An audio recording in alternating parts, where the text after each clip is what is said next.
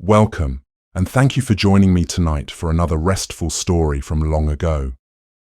As the world outside grows still, I invite you to slow down and settle in for a soft journey through history's quieter corners. Tell me, if you'd like, where are you listening from, and what time is it right now? It's a lovely thought, all of us scattered across time zones, sharing this moment. If you enjoy falling asleep to stories like this, consider subscribing. There's so much more we'll uncover together in the nights to come.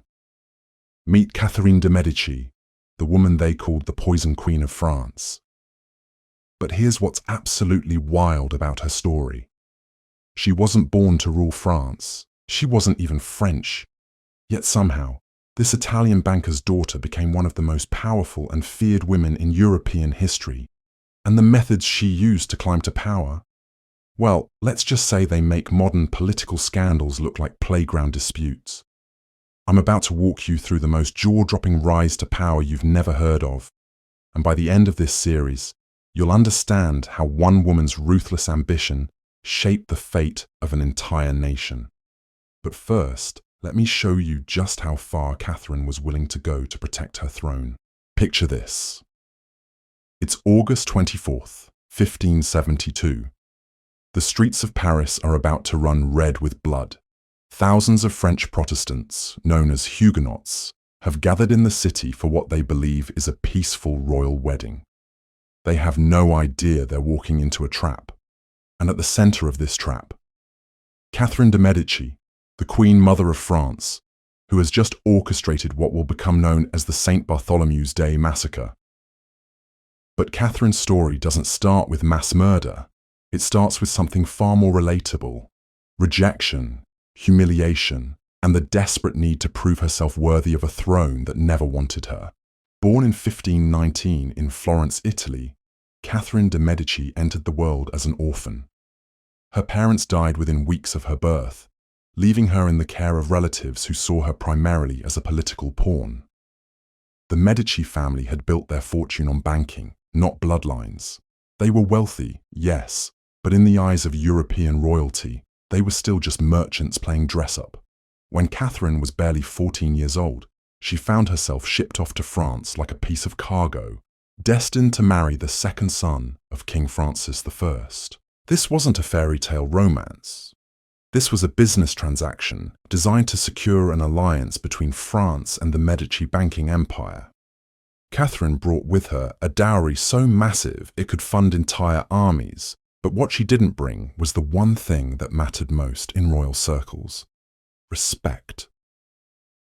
The French court despised her from the moment she arrived. They called her the merchant's daughter behind her back. They mocked her Italian accent, her unfamiliar customs, and most brutally of all, her inability to produce an heir. For 10 agonizing years, Catherine remained childless, while the whispers grew louder. The French nobility began demanding that her husband, who had now become the Dauphin, divorce her and marry someone who could actually fulfill a royal wife's most basic duty. But here's where Catherine's story takes its first dark turn. Instead of accepting defeat, she began studying, not literature or music like other royal women, but something far more dangerous.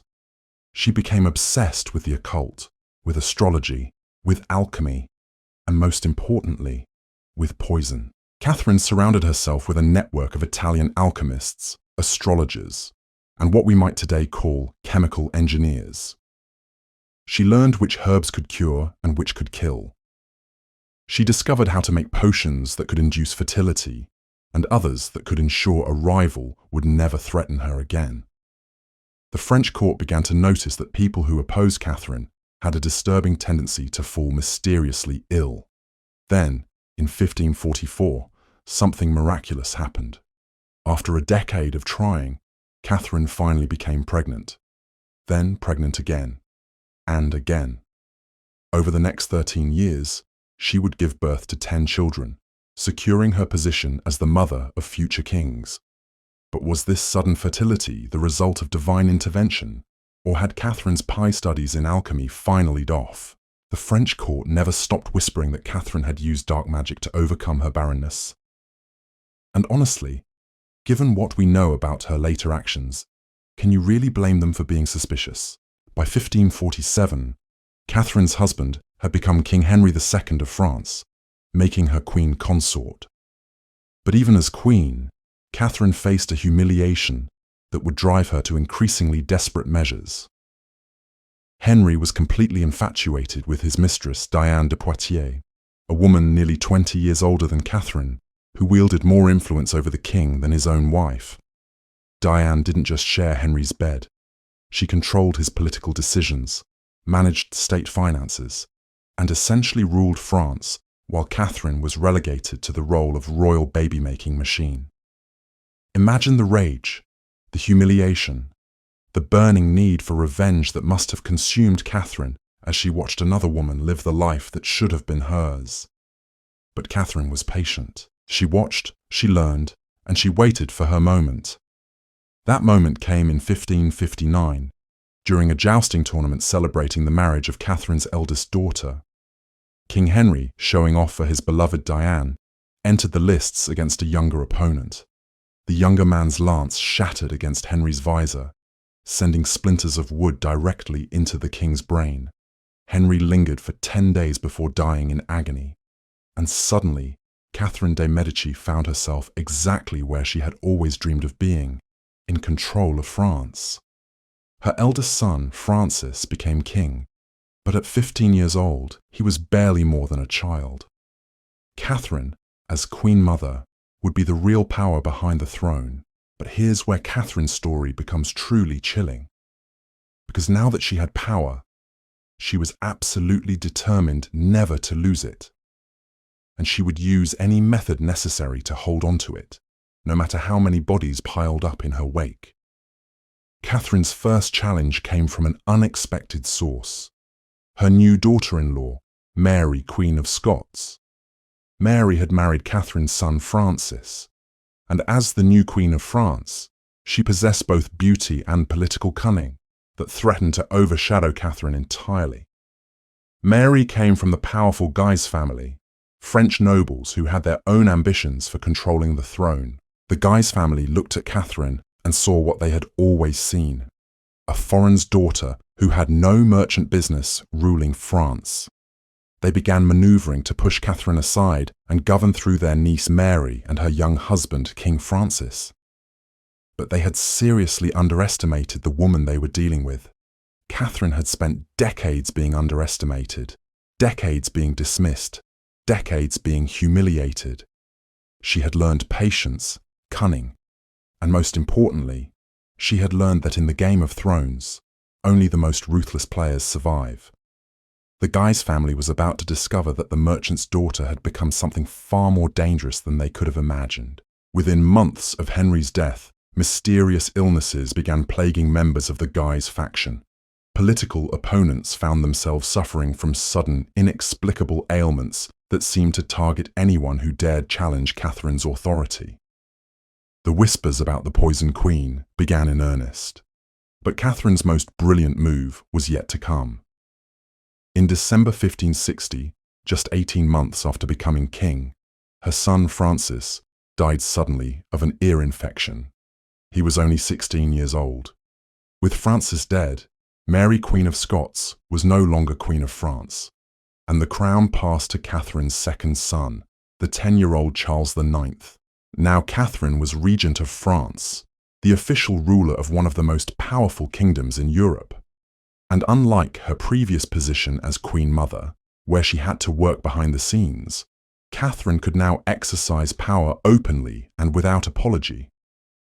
The merchant's daughter had finally claimed her throne, but ruling France in the 16th century was like trying to control a powder keg while holding a lit match. The Earing country was itself apart over religion, with Catholic and Protestant factions engaging in increasingly violent conflicts. Catherine found herself caught between extremist Catholics who wanted to eliminate all Protestants from France, and growing Protestant communities who demanded equal rights and recognition. Any ruler reasonable might have sought compromise, might have tried to find middle ground between these warring factions. But Catherine de' Medici was not interested in being reasonable. She was interested in maintaining power, and she quickly realized that the religious conflicts consuming France could be turned to her advantage. Catherine began playing both sides against the middle, supporting whichever faction served her immediate political needs, while ruthlessly eliminating anyone who threatened her control. She would promise tolerance to the Protestants when she needed their support, then turn around and authorize brutal crackdowns when the Catholics demanded action. This wasn't inconsistency.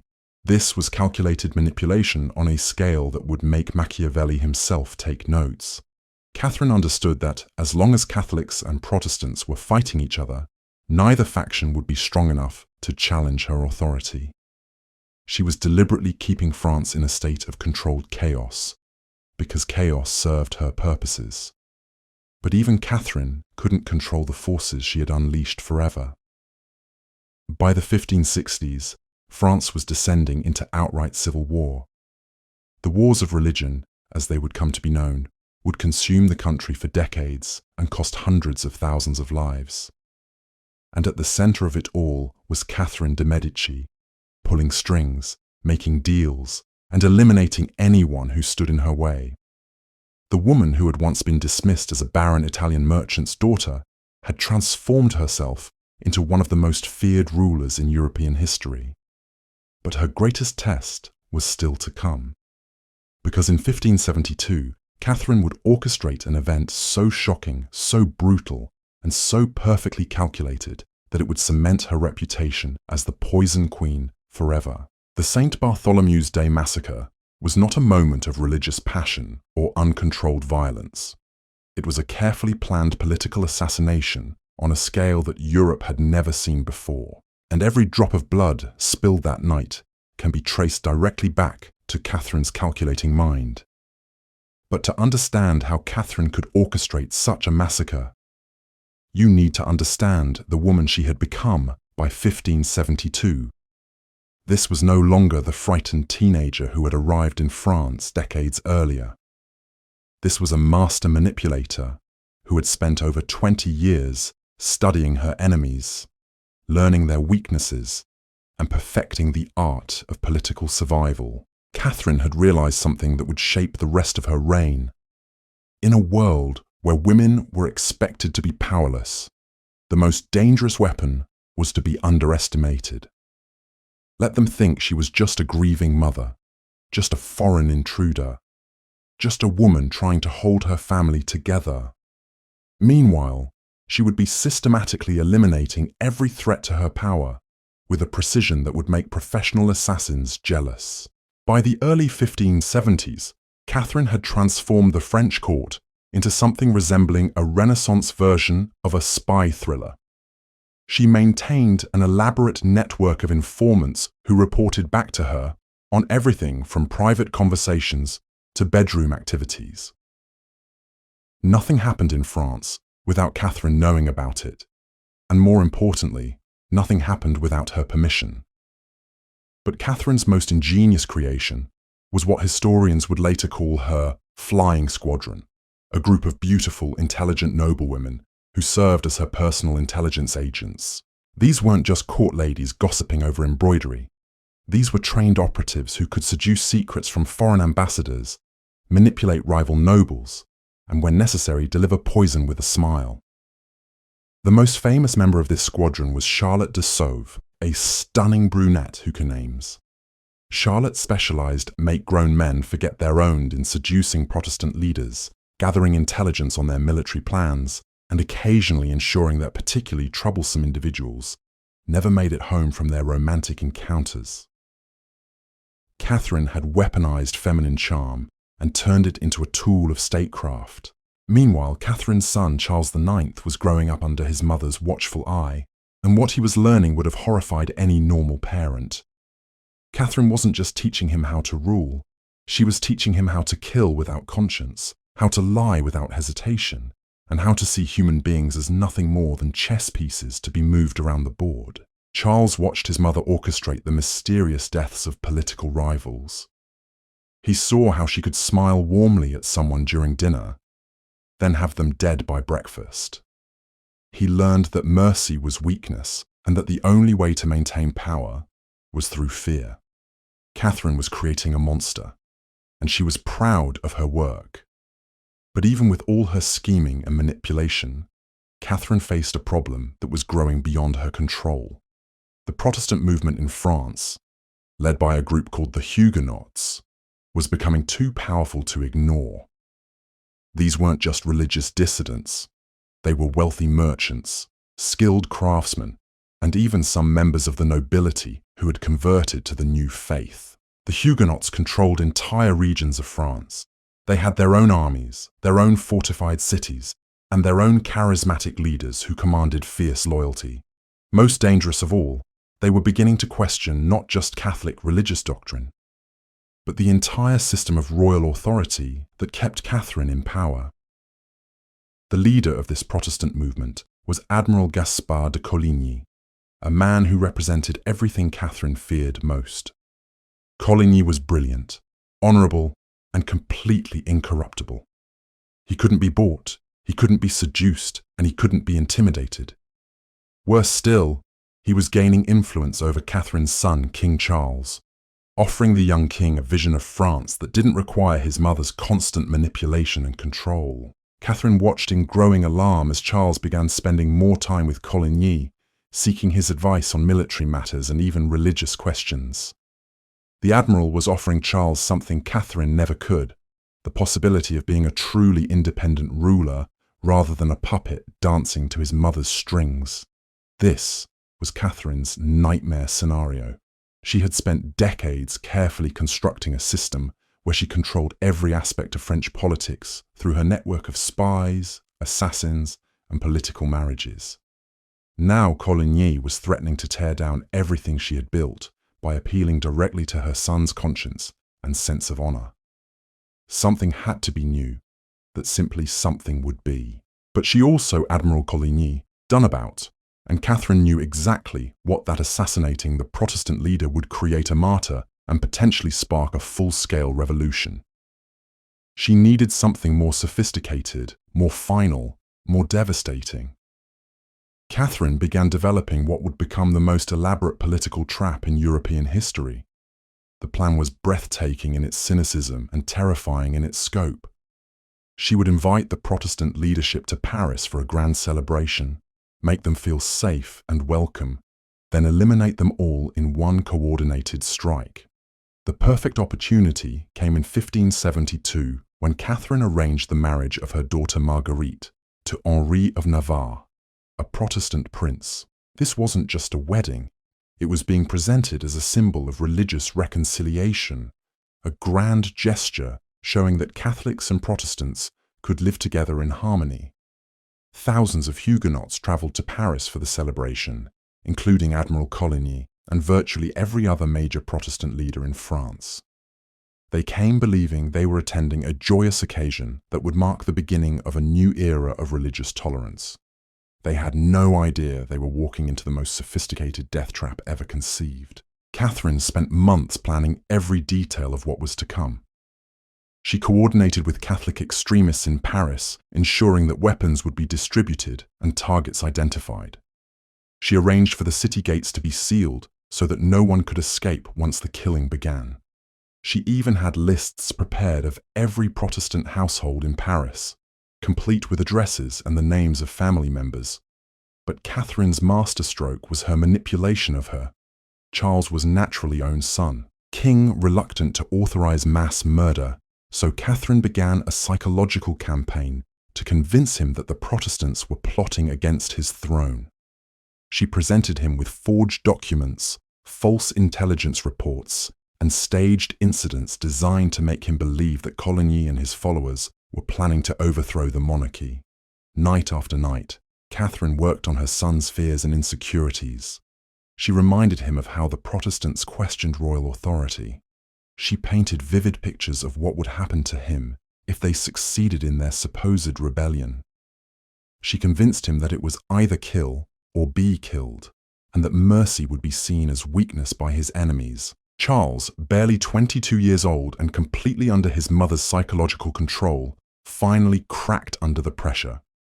In a moment of rage and fear, He authorized Catherine to do whatever was necessary to eliminate the Protestant threat. He had no idea he had just signed death warrants for thousands of his own subjects. Catherine must have felt a surge of triumph as she received her son's authorization. After decades of careful planning and patient manipulation, she was finally in position to eliminate her enemies once and for all.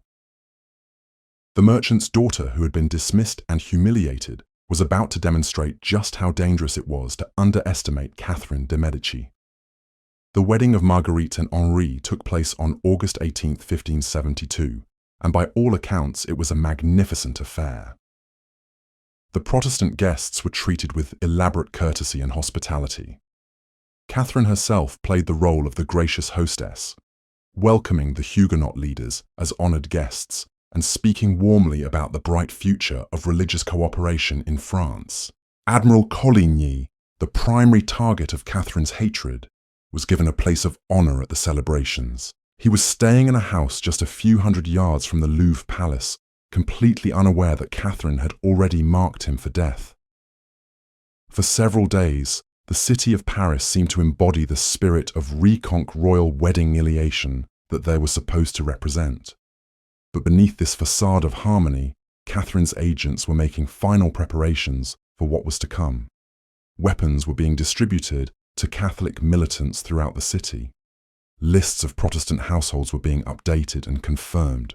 Secret meetings were being held to coordinate the timing of the attacks. The trap was set, and Catherine was ready to spring it. On August 22nd, just 4 days after the wedding, Catherine made her first move. As Admiral Coligny was walking through the streets of Paris, a shot rang out from a window above. The bullet struck Coligny in the arm and chest, wounding him severely, but not killing him. The assassination attempt had failed, but Catherine was far from finished. The botched shooting actually played into Catherine's larger plan. She immediately rushed to Coligny's bedside, playing the role of the concerned mother-in-law and expressing her outrage that anyone would dare attack a guest at her daughter's wedding. She promised a thorough investigation and vowed to bring the perpetrators to justice. But privately, Catherine was telling her son King Charles that the failed assassination proved the Protestants were planning something desperate. She claimed that Coligny's supporters would certainly retaliate, and that the royal family was now in mortal danger. The wounded admiral lying in his bed represented not a victim of Catholic violence, but a threat that had to be eliminated before he could strike back. Charles, already psychologically primed by months of his mother's manipulation, became increasingly agitated as Catherine painted scenarios of Protestant revenge. She convinced him that Coligny's followers would blame the royal family for the assassination attempt and would certainly try to kill him in response. The only way to prevent this, Catherine argued, was to strike first and strike decisively. On the night of August 23rd, Catherine finally revealed the full scope of her plan to her terrified son. It wasn't enough to kill Admiral Coligny. They had to eliminate the entire Protestant leadership while they were trapped in Paris. It was the only way to prevent civil war, she claimed. It was the only way to protect the throne. It was the only way to save France itself. King Charles, driven to the edge of a nervous breakdown by his mother's relentless psychological pressure, finally gave the order that Catherine had been waiting decades to hear. The St. Bartholomew's Day massacre could begin. What happened next would forever stain Catherine de' Medici's legacy and cement her reputation as one of history's most ruthless rulers. At approximately 2 in the morning on August 24, 1572, the bells of Saint-Germain-l'Auxerrois began to toll. This wasn't a call to prayer or a celebration of the recent royal wedding. This was the signal Catherine had arranged to begin the systematic slaughter of every Protestant in Paris. The first target was Admiral Coligny himself. A group of armed men, led by Henri de Guise, burst into the house where the wounded Protestant leader was recovering. They found Coligny in his bed, still weak from his injuries, completely defenseless against what was coming. The men dragged him from his room and threw him from the second-story window onto the cobblestones below, where a mob was waiting to mutilate his corpse. But Coligny's murder was just the beginning. Throughout Paris, Catholic militants, armed with lists provided by Catherine's agents, began systematically hunting down Protestant families. They moved through the city like a coordinated army, breaking down doors, dragging people from their beds, and killing entire households without mercy or hesitation. The violence wasn't random or spontaneous. This was Catherine's carefully orchestrated plan, playing out exactly as she had designed it. Protestant merchants were murdered in their shops. Protestant nobles were killed in their lodgings. Protestant women and children were slaughtered alongside their husbands and fathers. The streets of Paris literally ran red with blood as Catherine's death lists were methodically executed. What makes this massacre even more chilling is how Catherine maintained her facade of innocence throughout the entire ordeal.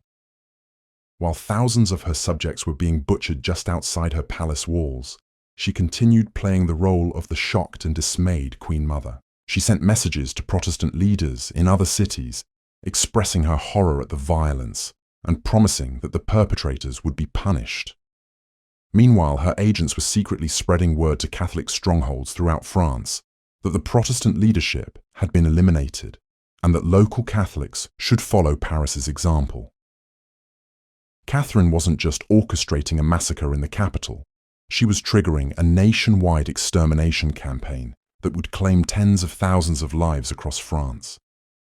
The killing in Paris continued for 3 days. By the time it finally ended, an estimated 3,000 Protestants lay dead in the capital alone. Their bodies filled the Seine River, lined the streets, and created such a stench that residents had to burn incense just to breathe. Catherine de' Medici had achieved something that no European ruler had attempted before: the systematic elimination of an entire religious community in a matter of hours. But perhaps the most disturbing aspect of the massacre wasn't the scale of the violence. It was Catherine's complete lack of remorse afterward. While Europe reacted with horror to news of what had happened in Paris, Catherine publicly celebrated the event as a great victory for Catholic France. She commissioned commemorative medals, ordered special church services, and even sent detailed accounts to foreign courts describing how successfully she had eliminated the Protestant threat. The woman who had once been dismissed as a powerless Italian intruder had just demonstrated that she was capable of orchestrating mass murder with the efficiency of a military campaign and the ruthlessness of a serial killer. The merchant's daughter had become something far more terrifying than anyone could have imagined. In the immediate aftermath of the massacre, Catherine seemed to have achieved everything she had worked toward for decades. The Protestant movement in France was decapitated. The Huguenot political organization was destroyed. Most importantly, there was no longer any significant courts over her challenge to her control son, and foreign, the French throne throughout Europe sent congratulations to Catherine for her decisive action against heretics. Pope Gregory III ordered special celebrations in Rome. King Philip II of Spain praised her for striking against such a blow Protestantism. From a political perspective, the St. Bartholomew's Day massacre appeared to be a complete long-estimated the success, but Catherine had underashed. The massacre she had long-term consequences of what did in conflicts in France. It made an end the religious, them exponentially worse. Protestant military and financial support to surviving communities throughout Europe were horrific Paris, and they French who began providing aid by what had happened Huguenots. More importantly, Catherine Hay, between competing noble warfare in France, fundamentally changed the nature of religious factions. After August conflicts had been primarily political disputes, 1572, they became exist. Before the massacre, the ancient struggles between communities longer trust each other to that could no coexist peace Protestants in France realize fully. The surviving that Catherine's promises of tolerance were worthless. They had seen what happened when they trusted her assurances of safety. From now on, they would treat her as trap and every peaceful, every Catholic over a potential prelude to massacre gesture as a possible. Catherine had also created a psychological precedent that would haunt France for generations. She had demonstrated that religious differences could justify any level of violence, that political problems could be solved through mass murder, and that entire communities could be eliminated in the name of state security. The techniques Catherine developed for the St. Bartholomew's Day massacre, the use of wedding celebrations to lure victims, the coordination between government officials and religious extremists, the systematic preparation of death lists, the manipulation of popular fears to justify atrocities, would be copied by authoritarian rulers for centuries to come. But even as Catherine basked in the immediate political benefits of the massacre, she was creating new problems that would ultimately destroy everything she had worked to build. Her son, King Charles, traumatized by his role in author murder, begonizing mass suffering from severe psychological problems. He experienced nightmares, violent outbursts, and periods of deep depression that made him increasingly unstable as a ruler. Charles been raised by Catherine to be ruthless, but witnessing the actual consequences of that ruthlessness broke something fundamental in his psyche. He began questioning his mother's advice, resenting her control over his decisions and expressing guilt over the thousands of deaths he had authorized.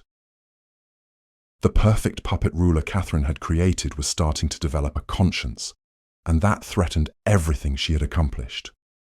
Meanwhile, the surviving Protestant leaders, who had escaped the massacre, were not simply accepting defeat and fading into obscurity. They were regrouping, rearming, and preparing for a war of revenge against Catherine and everything she represented.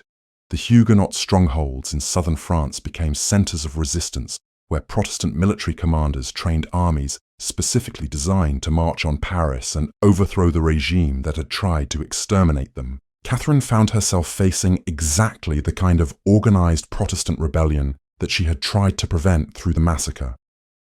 But now these rebels weren't fighting for religious tolerance or political rights.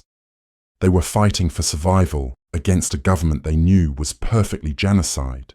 Willing to commit, the irony of Catherine's situation would have been laughable if it weren't so tragic. In trying to eliminate the Protestant threat through mass murder, she had created a far more dangerous and implacable enemy than had ever existed before. The scattered religious dissidents of the 1560s had been transformed into a unified military force dedicated to destroying the woman who had tried to destroy them. But Catherine de' Medici was not a woman who admitted mistakes or changed course when faced with consequences of reckoning. Insisting that the massacre had been a strategic disaster, she doubled down on violence as the solution to her problems. If killing 3,000 Protestants hadn't solved the religious crisis, then she would simply have to kill more. Throughout the 1570s, Catherine continued authorizing military campaigns against Protestant strongholds. She funded Catholic Huguenot cities, sieged armies that lay burning entire communities and executing prisoners without trial. She maintained her network of assassins who targeted Protestant leaders throughout Europe. She even began exploring diplomatic alliances with other Catholic powers who might help her complete what the St. Bartholomew's Day massacre had started. But each new atrocity only strengthened Protestant resolve and attracted more international support for the Huguenot cause. Catherine was trapped in a cycle of violence that she couldn't escape because she refused to acknowledge that violence itself was the problem. The woman who had once been so skilled at political manipulation was now reduced to crude brutality as her primary tool of statecraft. The subtle intelligence networks, psychological campaigns, and sophisticated diplomatic being abandoned maneuvering that had brought in favor of increasingly elaborate her to power were desperate attempts to murder her way had created. By the very kingdom, France was bleeding out of the crisis she of terror was destroying 1570s ITD to be protecting. She claimed was becoming clear that Catherine's reign money, endless religious, was collapsing as Protestant wars. Funding. The economy, merchants and craftsmen fled the country. Entire regions were depopulated by evasion. The sophisticate violence and STD Renaissance court that Catherine had inherited was degenerating into something like a medieval W resemble Lord's stronghold. Yet, Catherine remained convinced that she was the this situation victim in her correspondence rulers, she consistently portrayed herself as a, with foreign long-suffering mother, her kingdom trying to hold Henri together against assailable Protestant extremists who refused to accept her generous offers of compromise. This Catherine capacity for self-deception was perhaps his most dangerous quality, convinced herself so. She had genuinely unable actions, were justified, that she seemed thoroughly that heard why stability, the name of political murder in anyone, would object to mass, to understand. Catherine's psychological cystic personality disorder, combined book case study in NARC, like a text this period reads, profile, during with parent enemies, no one, completely oid delusions. She saw and interpret everywhere, trusted any criticism, conspiracy against her authority as evidence of her methods of. But even as Catherine's grip on reality loose skillsoned, her practical as a political operator remained formidable. She continued manipulating her children, managing complex international negotiations, and orchestrating military campaigns with the same attention to detail that had made the St. Bartholomew's Day massacre so devastatingly effective. The combination blindness that of strategic brilliance and moral characterized Catherine's later reign created a uniquely dangerous form of leadership. She possessed all the skills necessary to implement her vision for France, but that becomes so war vision hacked by paranoia and bloodlust that it threatened to destroy the very kingdom. King she claimed to love Charles IX, meanwhile, was deteriorating rapidly under the psychological pressure of being Catherine's primary accomplice in mass murder. By 1574, he was experiencing what we would today recognize as severe post-traumatic stress disorder. He suffered from insomnia, violent nightmares, and episodes where he would rave about the ghosts of Protestant victims haunting the palace. Charles began making increasingly erratic decisions that undermined Catherine's carefully constructed political strategies. He would countermand her orders, negotiate secretly with Protestant leaders, and publicly express regret for his role in the massacre. Catherine watched, in growing alarm, as her perfectly controlled puppet ruler began developing an independent moral compass. The final blow to Catherine's relationship with Charles came when he began seriously considering converting to Protestantism himself as a foremanence for the OVP. The massacre idea that her own son might join movement, the religious Shearman it represents, had tried to X the ultimate failure of Catherine's political project. Charles IX died in May 1574 at the age of 23, officially from tuberculosis, but quite possibly from the psychological trauma of living with his mother's legacy of mass murder. His final words were reportedly an apology to God for the St. Bartholomew's Day massacre, and a plea for forgiveness for the innocent blood on his hands. With Charles dead, the crown passed to Catherine's third son, Henri III, who was currently serving as King of Poland. Catherine immediately began making plans to recall Henri to France and resume her role as the power behind the throne. She was 54 years old, had already buried 2 of her sons, and was facing the most serious political crisis of her career. But giving up was simply not in Catherine de' Medici's vocabulary. The woman who had transformed herself from a despised foreign bride into the most feared ruler in Europe was not about to let something as minor as a collapsing kingdom and a trail of corpses stop her from continuing to pursue power. If anything, the chaos engulfing France only convinced Catherine that her iron-fisted approach was more necessary than ever. But Catherine was about to discover that even she had limits to how much destruction a single person could inflict before the very foundations of civilization began to crumble beneath her feet. Henri III's return to France in 1574 should have marked a fresh start for Catherine's political ambitions, but instead it revealed just how completely her reign of terror had poisoned the very concept of royal authority. The new king arrived to find a kingdom that barely resembled the sophisticated Renaissance court his mother had inherited decades earlier. Paris itself had become a city haunted by its own recent history. The neighborhoods where Protestant families had been slaughtered remained partially empty, their abandoned houses serving as grim reminders of what happened when people trusted Catherine's promises of safety. The Seine River, which had once carried the bodies of massacre victims, now seemed to flow with an undercurrent of fear that affected every aspect of daily life. But Catherine's most immediate problem wasn't the lingering trauma of the massacre. It was the fact that her new puppet king had ideas of his own about how France should be governed. Henri III had spent 2 years ruling Poland, where he had learned to appreciate the concept of religious tolerance and political compromise. He returned to France with a shocking notion that would horrify his mother. Maybe mass murder wasn't the best way to solve political problems. Henri's first major decision as king was to begin secret negotiations with surviving Protestant leaders about ending the religious wars that were bleeding France dry. He met with Huguenot representatives without Catherine's knowledge, offering genuine concessions and discussing the possibility of religious coexistence. For the first time in decades, it seemed like France might have a ruler who preferred diplomacy to death lists. Catherine was absolutely furious when she discovered what her son was doing.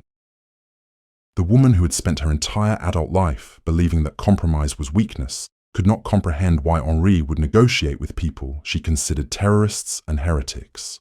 She began the same psychological manipulation campaign that had worked so effectively on his brother Charles, painting vivid pictures of Protestant treachery and warning Henri that mercy would be interpreted as weakness by his enemies.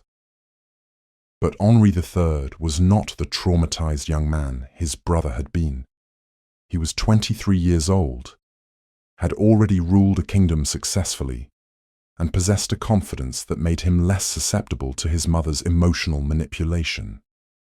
When Catherine demanded that he authorize new military campaigns against Protestant strongholds, Henri refused. When she insisted that captured Huguenot leaders should be executed, Henri ordered them released. The perfect mother-son partnership that had orchestrated the St. Bartholomew's Day massacre was falling apart. Catherine found herself in the bizarre position of having to fight her own son for control of the kingdom she had spent decades trying to secure. The woman who had eliminated every external threat to her power was now facing the ultimate internal challenge, a king who no longer trusted her judgment and was actively's work. The conflict working to undo her life between Catherine and Henri created a power vacuum that was immediately filled by the most dangerous political movement France had seen in generations. The Catholic League, led by Henri de Guise, represented everything Catherine had always feared about religious extremism, but from the opposite direction. These weren't Protestant revolutionaries trying to overthrow the monarchy.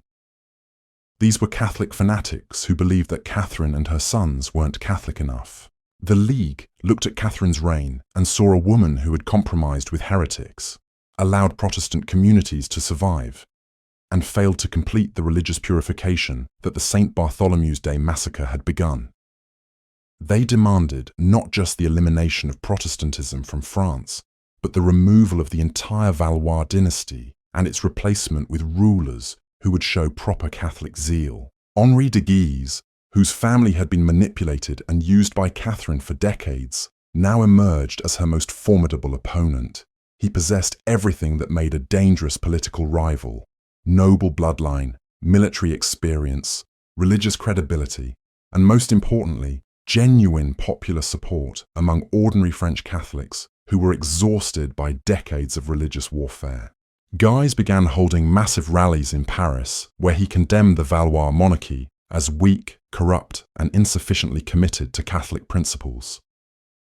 He reminded audiences that it was his family, not Catherine's, that had actually carried out the killing during the St. Bartholomew's Day massacre. He suggested that France needed leaders who would finish what the massacre had started, rather than the half-hearted policies of compromise that Henri III was pursuing. Catherine watched in growing alarm as her carefully constructed political system began collapsing from multiple directions simultaneously. Protestant armies were advancing from the south, demanding revenge for the massacre, and the overthrow of the regime that had authorized it. Catholic extremists were organizing in the north, demanding the removal of rulers they considered insufficiently zealous. And her own son, the king she was supposed to control, was pursuing policies that satisfied neither side, while making both groups more determined to destroy the monarchy entirely. The irony of Catherine's situation was almost poetic. The woman who had spent her entire career playing different factions against each other to maintain her own power was now watching those same factions unite in their hatred of her family. The divide and conquer strategy that had seemed so brilliant for decades was finally backfiring in the most spectacular way possible. But Catherine de' Medici had not survived this long by accepting defeat gracefully.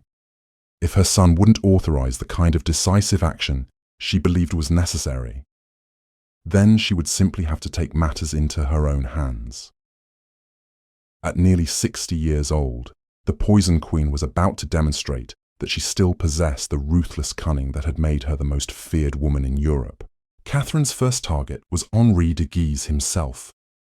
She began developing an assassination plan that would eliminate the Catholic League's leadership, while making it appear that Protestant extremists were responsible. The scheme involved luring Guise to a private meeting at the royal palace, where Catherine's agents would kill him, and then plant evidence suggesting that Huguenot assassins had infiltrated the court. But Catherine had underestimated how completely her reputation had preceded her. Guise was well aware of what had happened to previous political opponents who had accepted invitations to meet privately with the Queen Mother.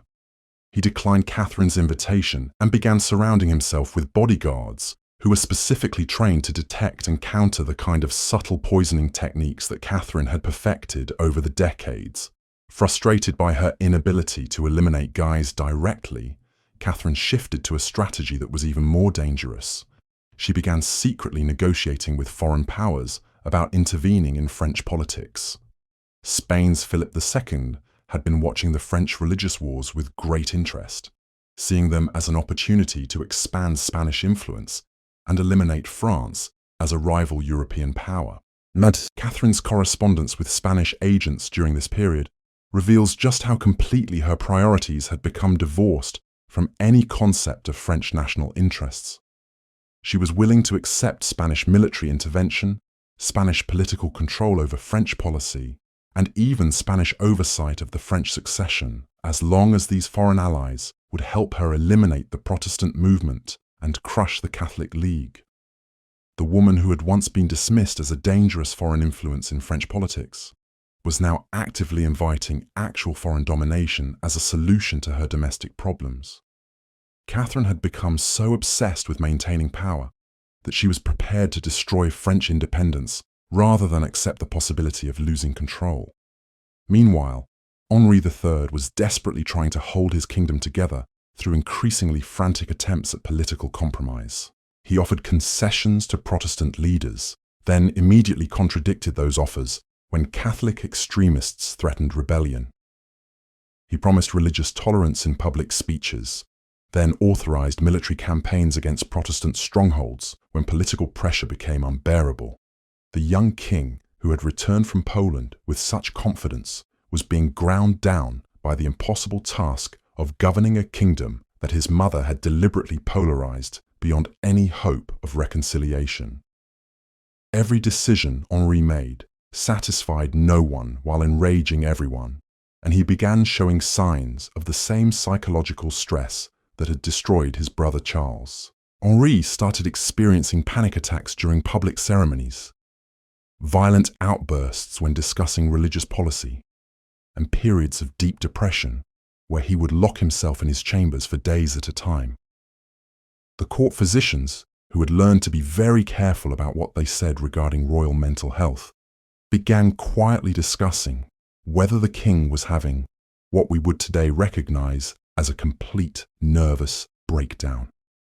Catherine watched her son's deterioration with a mixture of concern and opportunity. On one hand, Henri's psychological problems were making it impossible for him to provide the strong leadership that France desperately needed. On the other hand, His increasing instability created openings for Catherine to reassert her control over royal policy. She began positioning herself as the stable, experienced voice of reason who could guide the kingdom through its current crisis. Catherine started appearing at more public events, taking a more prominent role in diplomatic negotiations and making speeches about the need for decisive action against France's enemies. The message was clear. If Henri III couldn't handle the responsibilities of kingship, his mother was prepared to step in and provide the leadership that the situation demanded. But Catherine's attempts to present herself as a stabilizing influence were undermined by the growing awareness among French nobles that she was the primary cause of the crisis in the first place. The St. Bartholomew's Day massacre had not occurred in some distant historical period. It was barely a decade in the past, and many of the people now dealing with its consequences had been present when Catherine orchestrated the killings. Foreign ambassadors reported back to their governments that Catherine de' Medici had become a figure of almost universal hatred in France. Catholics blamed her for failing to complete the extermination of Protestantism. Protestants blamed her for attempting genocide against their communities. Moderate nobles blamed her for polarizing the kingdom beyond any hope of peaceful resolution. Even members of her own court were beginning to distance themselves from a woman whose political legacy consisted primarily of mass murder and civil war. The isolation that Catherine experienced during her final years in power was perhaps the cruelest irony of her entire career. The woman who had spent decades building elaborate networks of allies, informants, and political partnerships found herself increasingly alone as former supporters abandoned her and potential new allies refused to associate themselves with her toxic reputation. Catherine's response to this isolation was to become even more paranoid and controlling than she had been during her previous decades in power. She began suspecting conspiracy everywhere, interpreting every political setback as evidence of elaborate plots against her authority. Her correspondence from this period shows a woman who had completely lost touch with political reality, seeing enemies in every shadow and betrayal, in every disappointing outcome. The network of spies and informants that had once been Catherine's greatest political asset now became a source of constant anxiety as she received reports of growing opposition to her family's rule. Every conversation overheard by her agents, every private meeting discovered by her surveillance network, every rumor circulated among the nobility was interpreted through the lens of Catherine's increasing paranoia. She began authorizing arrests and interrogations based on the flimsiest evidence, often targeting people whose only crime was expressing mild criticism of royal policy in private conversations. The sophisticated intelligence apparatus that Catherine had built to protect her power was now being used to terrorize anyone who might potentially challenge her authority, creating a climate of fear that extended even to members of the royal court itself. But Catherine's most desperate and ultimately self-destructive decision during this period was her choice to eliminate Henri de Guise through a direct confrontation at the royal palace. In December 1588, Catherine convinced her son to summon Guise to a meeting at the Château de Blois, where royal guards would assassinate the Catholic League leader, while he was supposedly under the protection of royal hospitality. The plan worked exactly as Catherine had designed it. Guise arrived at the palace expecting a routine political negotiation and was instead murdered by royal guardsmen who had been positioned throughout the building. But Catherine had fatally misunderstood the political climate in which she was operating. The techniques that had worked so effectively during the St. Bartholomew's Day massacre were now being applied to a completely different situation with catastrophic results. The assassination of Henri de Guise triggered exactly the kind of popular uprising that Catherine had spent her entire career trying to prevent.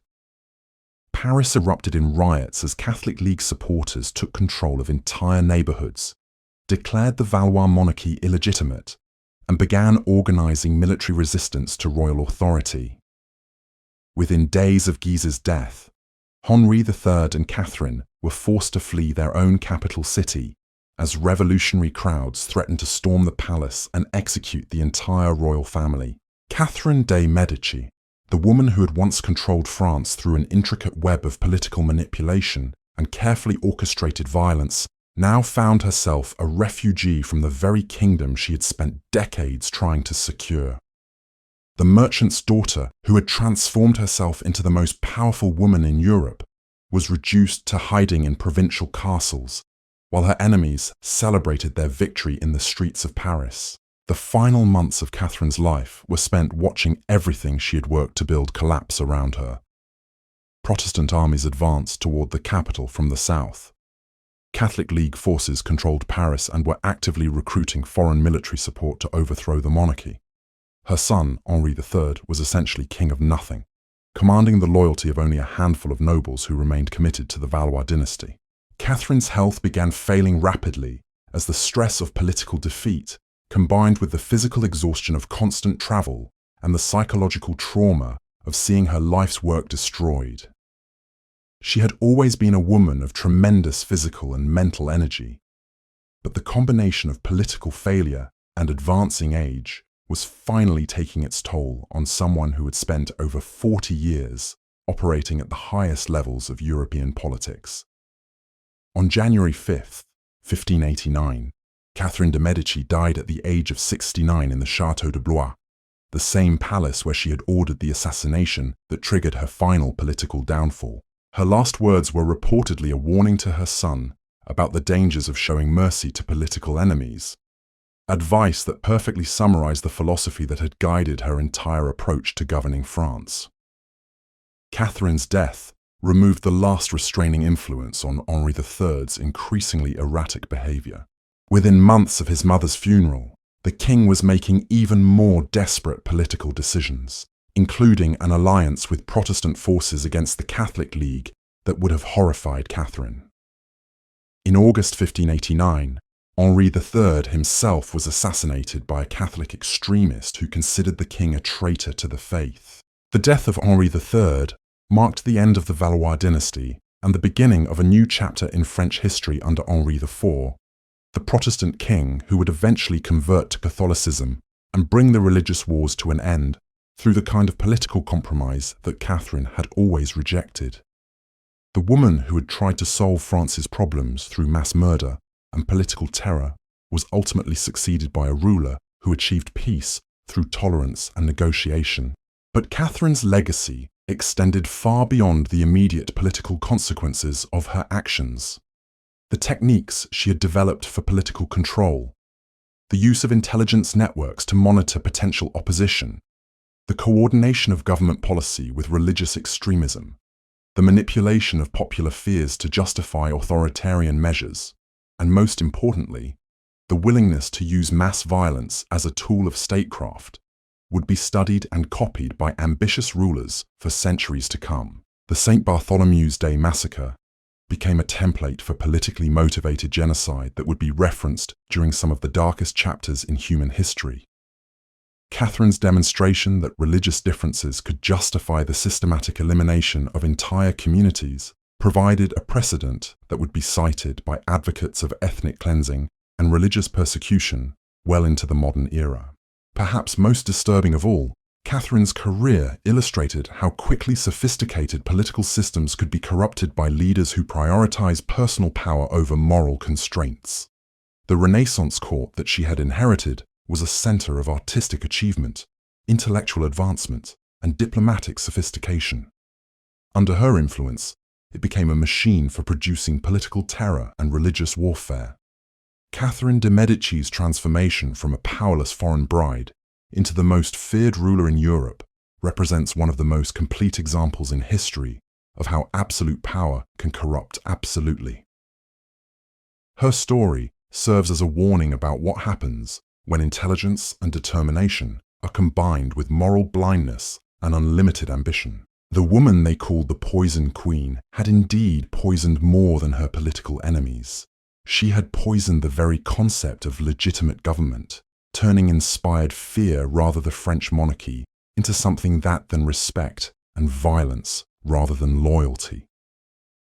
Her reign demonstrated that it was possible for a single individual to inflict damage on an entire civilization that would take generations to repair. Yet Catherine's story also reveals something important about the nature of political power itself. Despite all her intelligence, all her cunning, and all her ruthless determination, she ultimately failed to achieve her most basic objective, securing the Valois dynasty's control over France. The very methods she used to gain power eventually made it impossible for her family to retain that power. The lesson of Catherine de' Medici's career is not that ruthless ambition cannot succeed in politics, but rather that success achieved through purely ruthless means tends to be self-defeating in the long run. The fear and hatred that Catherine generated through her reign of terror eventually created more enemies than even her formidable political skills could manage. Catherine's story forces us to confront uncomfortable questions about the relationship between effective leadership and moral behavior. She was undeniably one of the most capable political operators in European history, possessing skills that allowed her to outmaneuver opponents, build complex alliances, and implement sophisticated strategies with remarkable success. But her moral blindness ultimately made all of those skills irrelevant. The merchant's daughter, who had dreamed of proving herself worthy of a throne she never inherited by birth, had indeed proven something about her capabilities.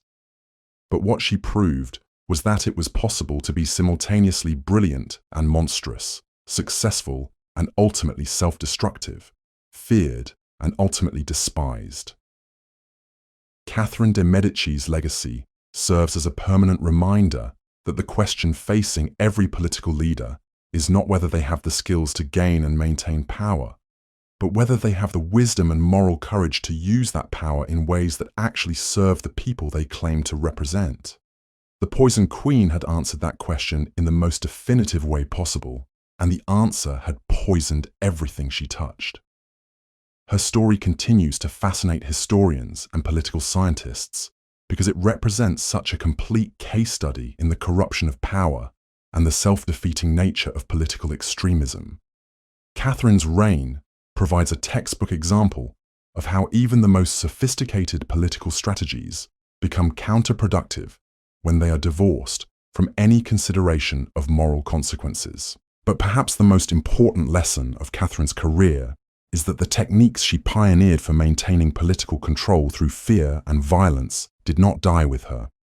The methods she developed for manipulating popular opinion, eliminating political opposition, and using religious extremism as a tool of statecraft have been refined and employed by authoritarian leaders throughout history. Understanding Catherine de' Medici's story is therefore not just an exercise in historical curiosity, but a crucial part of recognizing and resisting the kinds of political manipulation that continue to threaten democratic societies today. The Poison Queen's legacy lives on wherever leaders choose power over principle, fear over hope, and violence over justice. The woman who had once been dismissed as nothing more than a foreign merchant's daughter had indeed changed the course of European history, but not in the way she had intended. Instead of securing her family's dynasty, she had demonstrated the ultimate futility of trying to build lasting political success on a foundation of mass murder and moral corruption.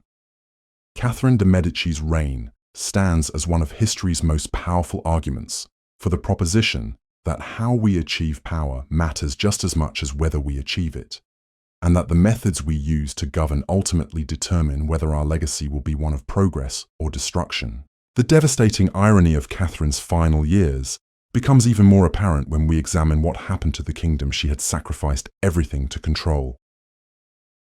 By 1589, France was in such complete chaos that foreign observers wondered if the nation would simply cease to exist as a unified political entity. The sophisticated Renaissance monarchy that Catherine had inherited from her father-in-law Francis I had been transformed into something resembling a collection of warring medieval fiefdoms. Consider the perspective of ordinary French citizens during this period. Marie Dubois was a baker's wife living in Lyon, one of France's most prosperous cities. In 1559, When Catherine first became regent, Marie's family had enjoyed the stability and prosperity that came with living in a well-governed Renaissance kingdom. The Dubois bakery served customers from across the social spectrum, from wealthy merchants to struggling artisans, all of whom could afford bread because the French economy was fundamentally sound. By 1589, Marie's world had been completely destroyed, reigned by Catherine of Terror. 3 of her sons had died in religious wars. Her husband had been conscripted into a Catholic League militia that spent more time looting than fighting. The bakery had been burned down twice, first by Protestant raiders and then by Catholic extremists who suspected the family of harboring Huguenot sympathies. Marie spent her final years as a refugee in her own country, moving from town to town with whatever possessions she could carry, never knowing whether the next group of soldiers she encountered would protect her or kill her, based on their interpretation of her religious loyalties. The stable, prosperous France of her youth had been replaced by a hellscape where survival depended on correctly guessing which faction controlled whatever territory you happened to be crossing. Stories like Marie's were replicated hundreds of thousands of times across France during Catherine's reign. Entire regions that had been centers of commerce and culture were depopulated by violence, disease, and starvation. Cities that had been architectural marvels were reduced to rubble by successive sieges. The sophisticated road networks that had connected French communities were abandoned because travel had become too dangerous for ordinary civilians.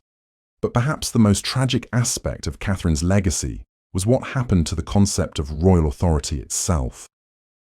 For centuries, French kings had been regarded by their subjects as legitimate rulers, appointed by God to govern with wisdom and justice. Even during periods of political conflict, there had been a fundamental assumption that the monarchy represented stability and continuity in French society. Catherine's reign had completely shattered that assumption. By the time of her death, the French monarchy was seen by most of the population as nothing more than another armed faction competing for control through violence and intimidation.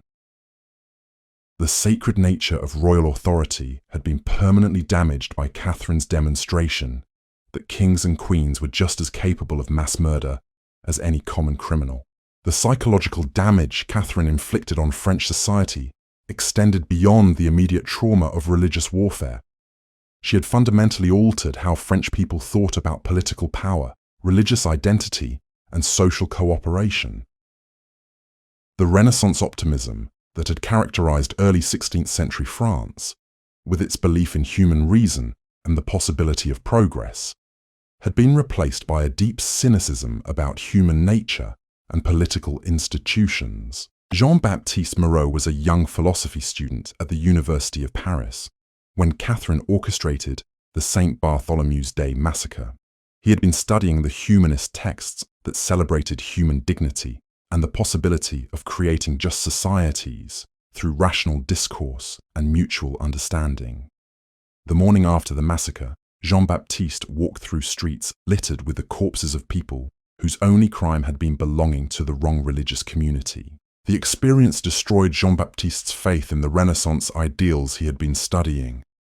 He abandoned his philosophical pursuits and spent the rest of his life as a bitter, cynical merchant who trusted no one and expected the worst from every political situation. His personal transformation mirrored what was happening to French society as a whole under Catherine's influence. The intellectual and cultural achievements that had made 16th century France a center of European Renaissance culture were systematically destroyed by the climate of fear and violence that Catherine had created. Artists fled the country rather than risk being caught up in religious persecution. Scholars abandoned their research to focus on basic survival. The patronage networks that had supported cultural innovation were disrupted by constant warfare and economic collapse. Catherine had not just failed to secure her dynasty's political control over France, she had actively destroyed the foundations of the civilization she claimed to be protecting. The Renaissance kingdom she had inherited was replaced by something that resembled the darkest periods of medieval barbarism. but with the added efficiency that came from applying Renaissance organizational skills to the task of mass destruction. The international consequences of Catherine's reign were equally devastating for French interests. European powers that had once regarded France as a sophisticated ally or formidable rival now saw it as a chaotic, failed state that posed no serious threat to anyone except its own population. Spain, England, and the German principalities began making plans for partitioning French territory once the kingdom finally collapsed completely. Ambassador reports from this period reveal the complete collapse of France's diplomatic credibility. Foreign courts that had once competed for French alliance now avoided association with a regime that was internationally synonymous with political incompetence and religious fanaticism. Catherine's reputation as the Poison Queen had become so notorious that other European rulers worried about being contaminated by any connection to her family. The economic consequences of Catherine's policies were perhaps even more destructive than the immediate political chaos. France had been one of Europe's wealthiest kingdoms at the beginning of Catherine's regency, with thriving commercial networks, productive agricultural regions, and innovative manufacturing centers. By the end of her reign, the French economy had contracted by an estimated 40%, with entire industries disappearing and formerly prosperous regions reduced to subsistence-level poverty. Consider what happened to the French textile industry, which had been one of the kingdom's most important sources of wealth and international trade. Protestant merchants and craftsmen had played crucial roles in developing innovative production techniques and establishing trading relationships with foreign markets. Catherine's persecution of Huguenot communities destroyed much of this expertise and commercial infrastructure. Pierre Fontaine had been a master weaver in the city of Tours, where his family had been producing luxury fabrics for 3 generations. His workshop employed over 50 people and sold textiles throughout Europe. Pierre's Protestant faith made him a target during the religious wars, and in 1576, his entire operation was destroyed by Catholic League militants who accused him of using his commercial contacts to fund Huguenot military activities. Pierre escaped with his life, but lost everything else. His skilled workers were scattered, his equipment was destroyed, and his commercial relationships were severed. He spent his remaining years as a day laborer, watching as the French textile industry that his family had helped build was systematically dismantled by the religious conflicts Catherine had deliberately encouraged.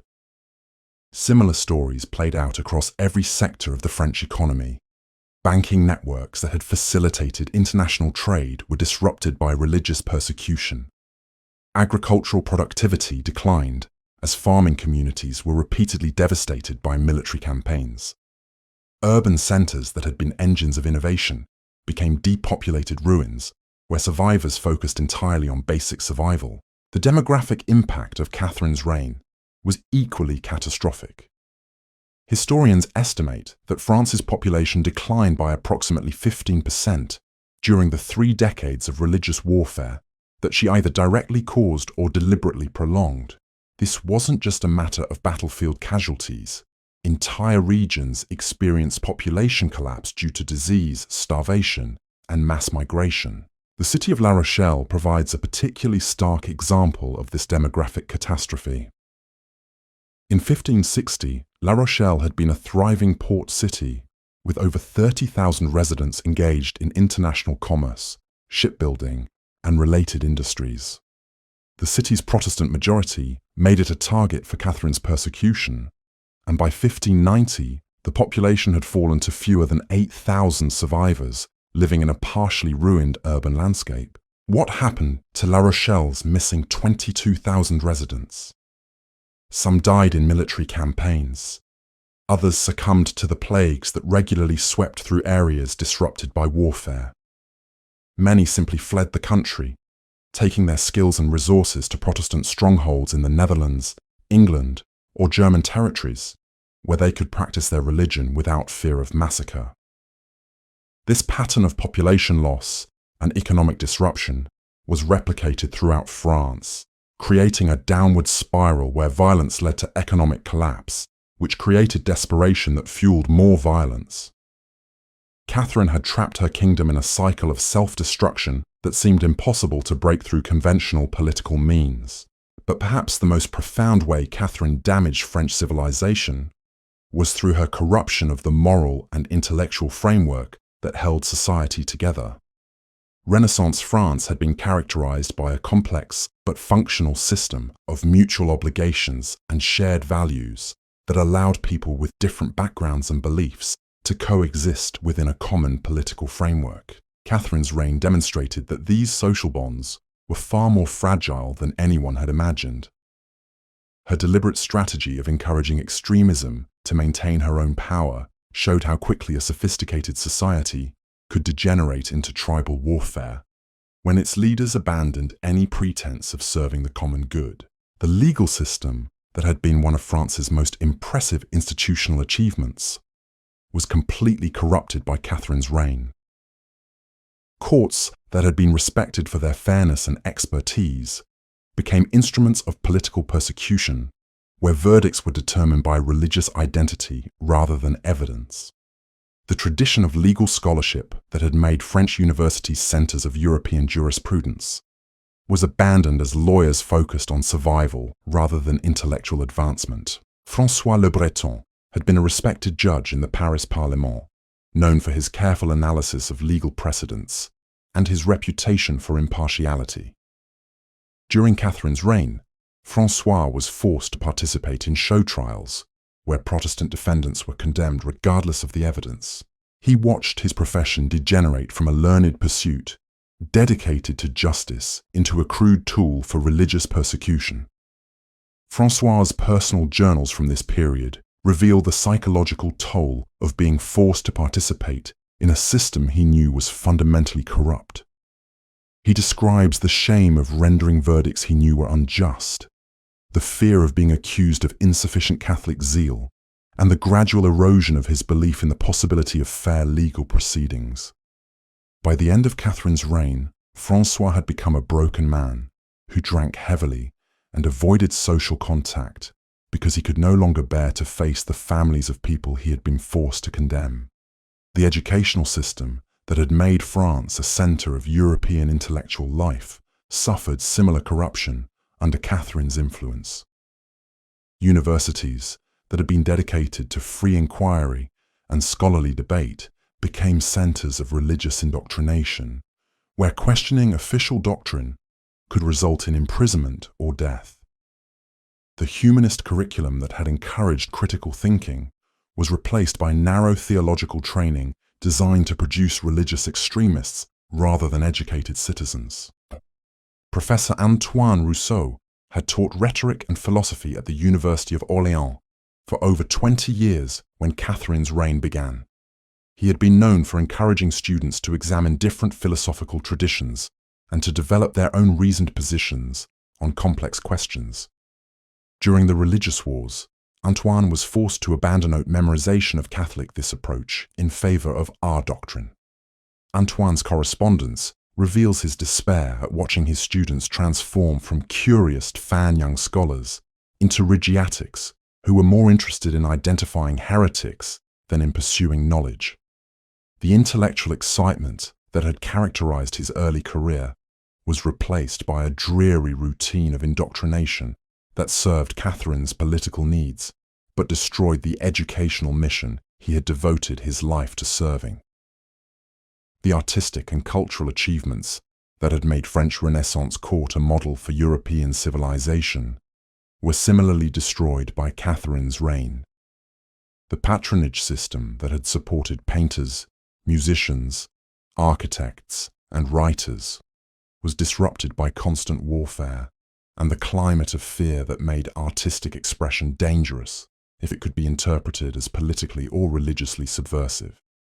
Marguerite de Navarre the Younger, a poet and playwright who had been one of the most celebrated artists of her generation, found herself unable to continue her creative work during Catherine's reign.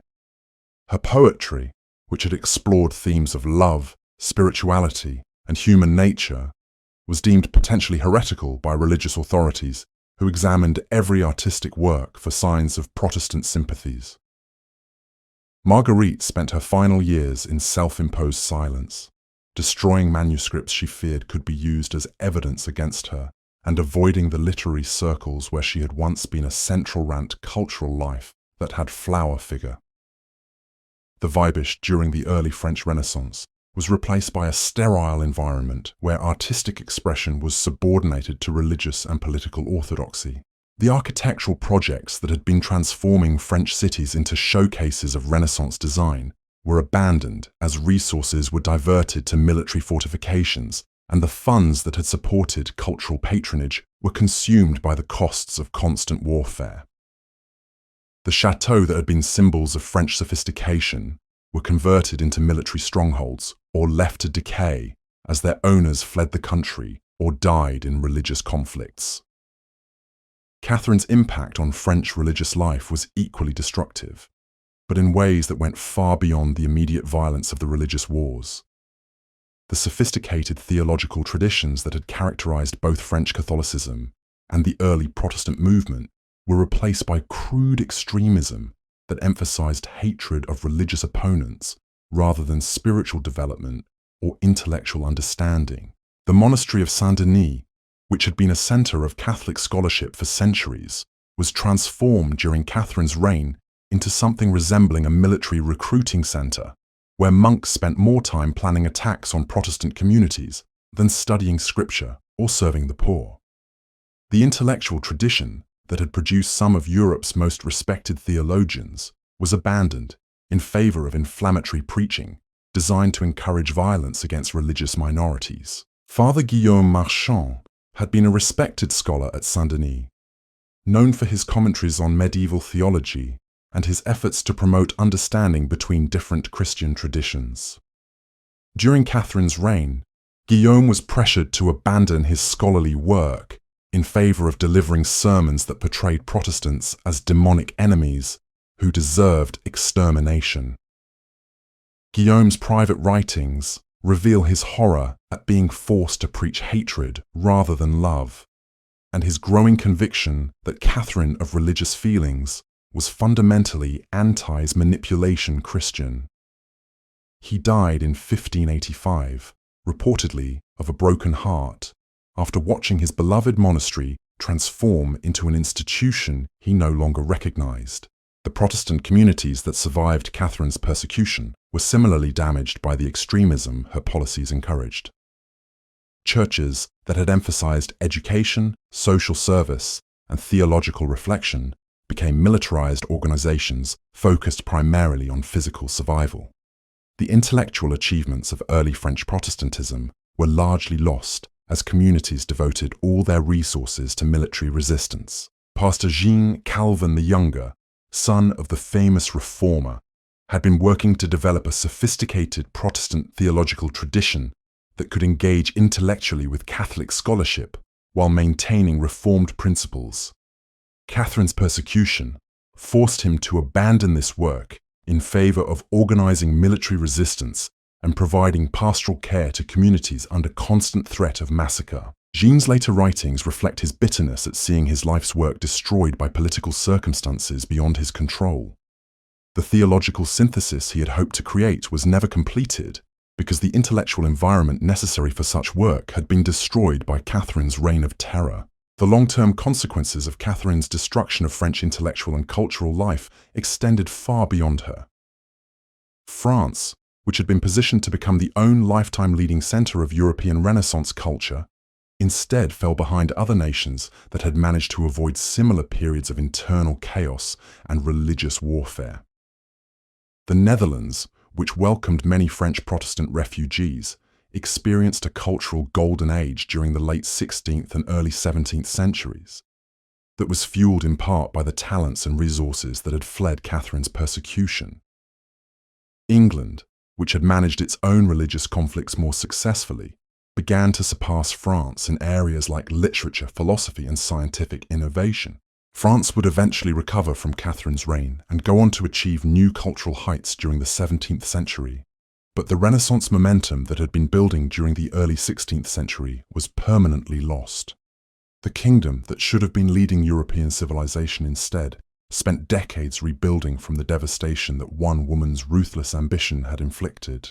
Catherine's personal responsibility for this cultural catastrophe cannot be understated. She had inherited a kingdom that was well positioned to become the dominant force in European Renaissance culture, with established traditions of intellectual excellence, artistic innovation, and international influence. Through her deliberate choices, she transformed that inheritance into a legacy of violence, extremism, and civilizational decline. The woman who had dreamed of proving herself worthy of royal authority had instead demonstrated how quickly even the most sophisticated political systems could be destroyed by leaders who prioritized personal power over the common good. This reign stands as one Catherine of history's most complete examples of how individual moral corruption can inflict damage on entire civilizations that takes generations to repair. But even as Catherine's legacy of destruction became increasingly apparent during her final years, she remained convinced that her methods were not only justified, but necessary for protecting France from its enemies. Her correspondence from the 1580s shows no recognition of the role her own policies had played in creating the chaos that was consuming the kingdom she claimed to love. This capacity for self-deception was perhaps Catherine's most dangerous quality, and it helps explain how someone with such obvious intelligence and political skill could consistently make decisions that were so obviously self-destructive. She had created a psychological framework that allowed her to interpret any criticism of her methods as evidence of her enemies' unreasonable hatred, rather than legitimate concerns about her policies. Catherine's final letters to foreign rulers reveal a woman who genuinely believed she had been a successful monarch who had protected France from religious extremism and foreign domination. She seemed incapable of recognizing that the extremism and chaos that characterized her final years were largely the product of her own political choices, rather than external forces beyond her control. This psychological blindness made Catherine particularly dangerous because it prevented her from learning from her mistakes or adapting her strategies when they proved counterproductive. A ruler with normal capacity for self-reflection might have recognized that the St. Bartholomew's Day massacre had backfired and adjusted their approach accordingly. Catherine instead doubled down on violence and extremism because she couldn't acknowledge that her original strategy had been fundamentally flawed. The tragedy of Catherine's reign was not that she was incompetent or lacking in political skills. She was, by any objective measure, one of the most capable political operators of her era, with an impressive ability to analyze complex situations, develop sophisticated strategies, and implement her plans with remarkable attention to detail. Her failure was moral rather than intellectual, stemming from her complete inability to consider the human cost of her political ambitions. This combination of exceptional ability and moral blindness made Catherine far more dangerous than a simple tyrant or incompetent ruler would have been. She had all the skills necessary to implement her vision for France, but that vision was so warped by paranoia and ruthless ambition that it threatened the very foundations of the civilization she claimed to be protecting. The lesson of Catherine's career is not that political skill is unimportant, but rather that skill without moral guidance becomes a force for destruction rather than progress. Her story serves as a permanent reminder that the question facing every political leader is not whether they have the ability to gain and maintain power, but whether they have the wisdom and character to use that power in ways that actually serve their people's interests. Catherine de' Medici had answered that question through her actions, and the answer had poisoned everything she touched. The merchant's daughter, who had dreamed of proving herself worthy of royal authority, had instead provided one of history's most compelling arguments for why moral character matters more than political skill in determining whether a leader will be remembered as a blessing or a curse to their people. Her reign demonstrated that it was possible to be simultaneously brilliant and monstrous, successful in the short term, and ultimately self-defeating, feared by enemies and despised by subjects. Catherine had achieved a kind of political success, but at a cost that made that success worthless both for herself and for the kingdom she had sacrificed everything to control. The Poison Queen's legacy would outlive her by centuries, serving as a cautionary tale about the corrupting nature of absolute power and the devastating consequences of leadership divorced from moral constraint. But in the immediate aftermath of her death, France faced the urgent task of somehow recovering from the damage she had inflicted and rebuilding the foundations of civilized society that her reign had systematically destroyed. The man who would ultimately end Catherine's reign of terror was someone she had never expected to threaten her power. Henri of Navarre, the Protestant prince who had married her daughter Marguerite during that fateful wedding celebration in 1572, had somehow survived the St. Bartholomew's Day massacre and spent the following years building exactly the kind of coalition that Catherine had always feared most. But Henri wasn't just another Protestant rebel leader seeking revenge for past atrocities. He was something far more dangerous to Catherine's legacy, a genuinely skilled politician who understood that France's salvation lay not in more violence, but in the radical concept of religious tolerance. While Catherine had spent decades trying to solve political problems through assassination and massacre, Henri was quietly demonstrating that compromise and coexistence might actually work. Picture the scene in 1589, as Henri of Navarre prepared to march on Paris to claim the throne that had become his by right after Henri III's assassination. This wasn't a vengeful Protestant army seeking to burn down Catholic churches and slaughter innocent civilians. This was a disciplined military force, led by a man who had learned from Catherine's mistakes and was determined not to repeat them. Henri's army included both Protestant and Catholic soldiers who had grown exhausted with the religious warfare that had consumed their lives for decades. These weren't fanatics driven by theological hatred, but practical men who simply wanted to live in a kingdom where they could practice their faith, support their families, and pursue their trades without fear of being murdered by their neighbors. Captain Pierre Moreau was a Catholic officer who had joined Henri's army after watching his hometown of Chartres change hands 6 times during the religious wars. Each transition had brought new waves of persecution, revenge killings, and economic disruption that made normal life impossible for ordinary citizens. Pierre didn't particularly care about Protestant theology, but he had become convinced that Henri offered the only realistic hope for ending the cycle of violence that Catherine's policies had created. Pierre's decision to support a Protestant king, despite his own Catholic faith, represented a fundamental shift in how French people were thinking about politics and religion. Catherine had spent the population that religious entire career trying to convince differences made political cooperation impossible.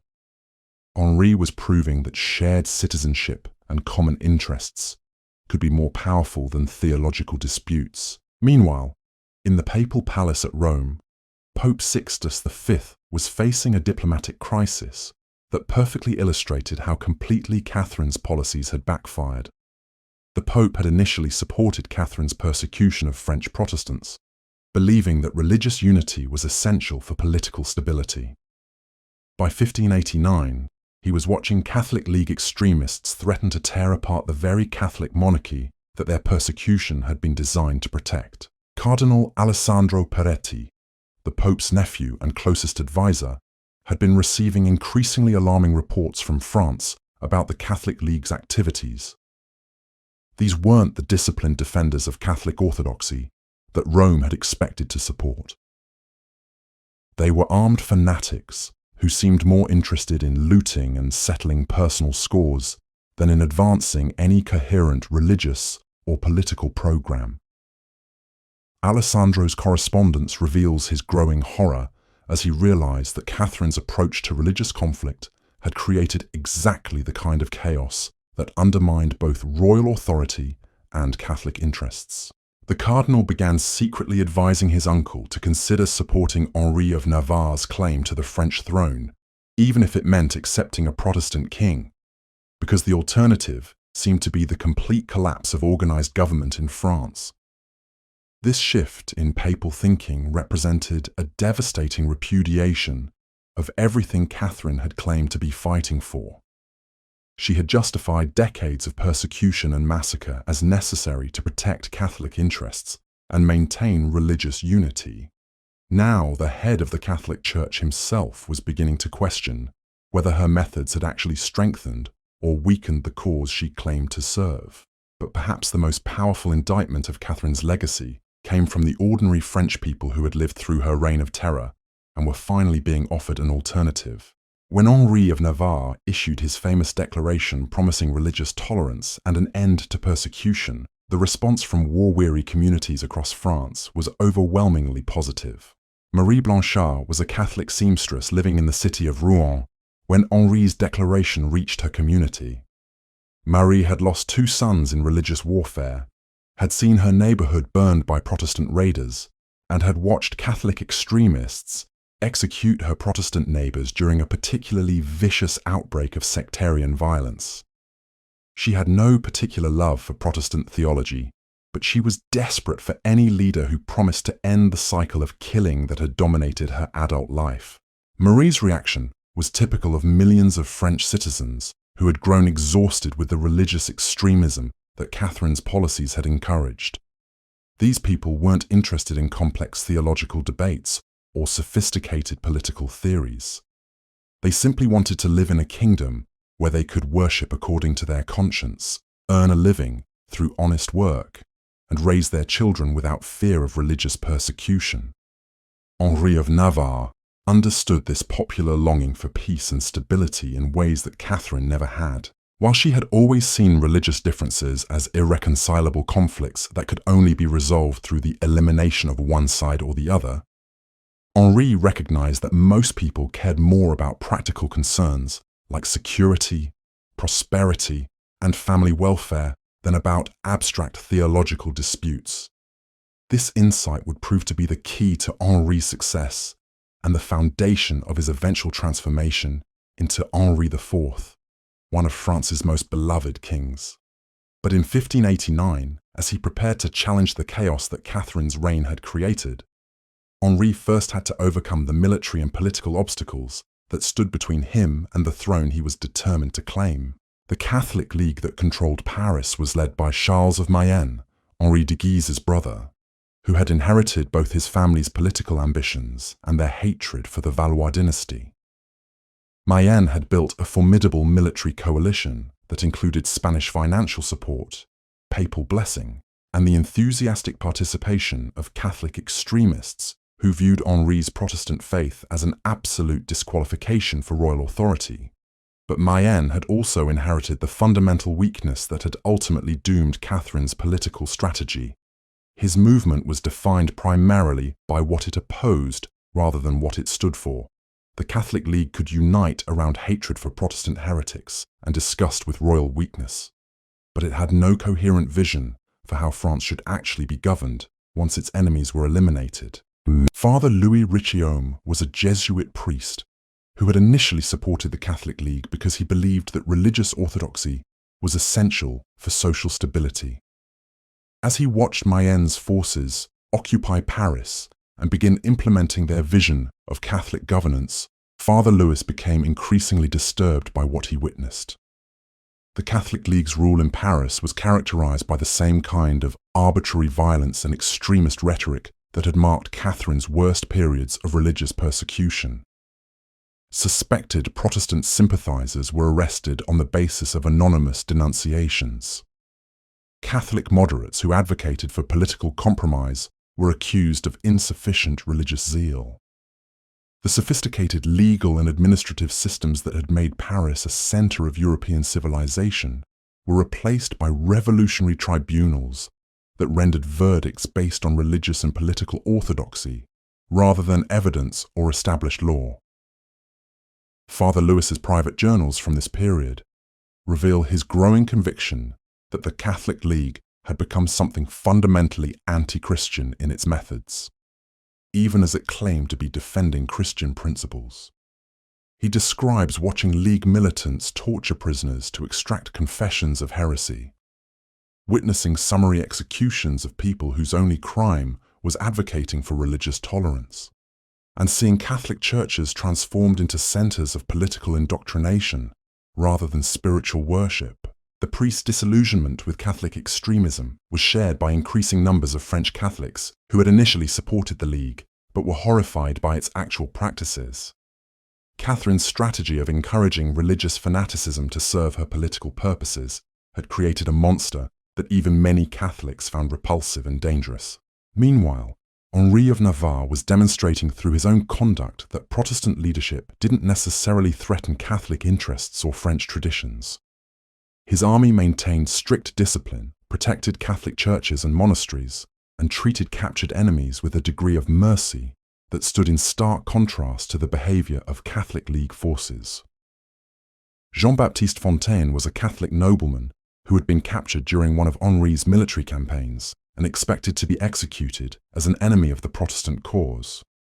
Instead, he found himself treated as an honored prisoner of war, allowed to attend Catholic Mass, and eventually released without ransom as a gesture of goodwill toward Catholic communities that might be considering whether to support Henri's claim to the throne. Jean-Baptiste's experience convinced him that Henri represented a fundamentally different approach to political leadership than what France had experienced during Catherine's reign.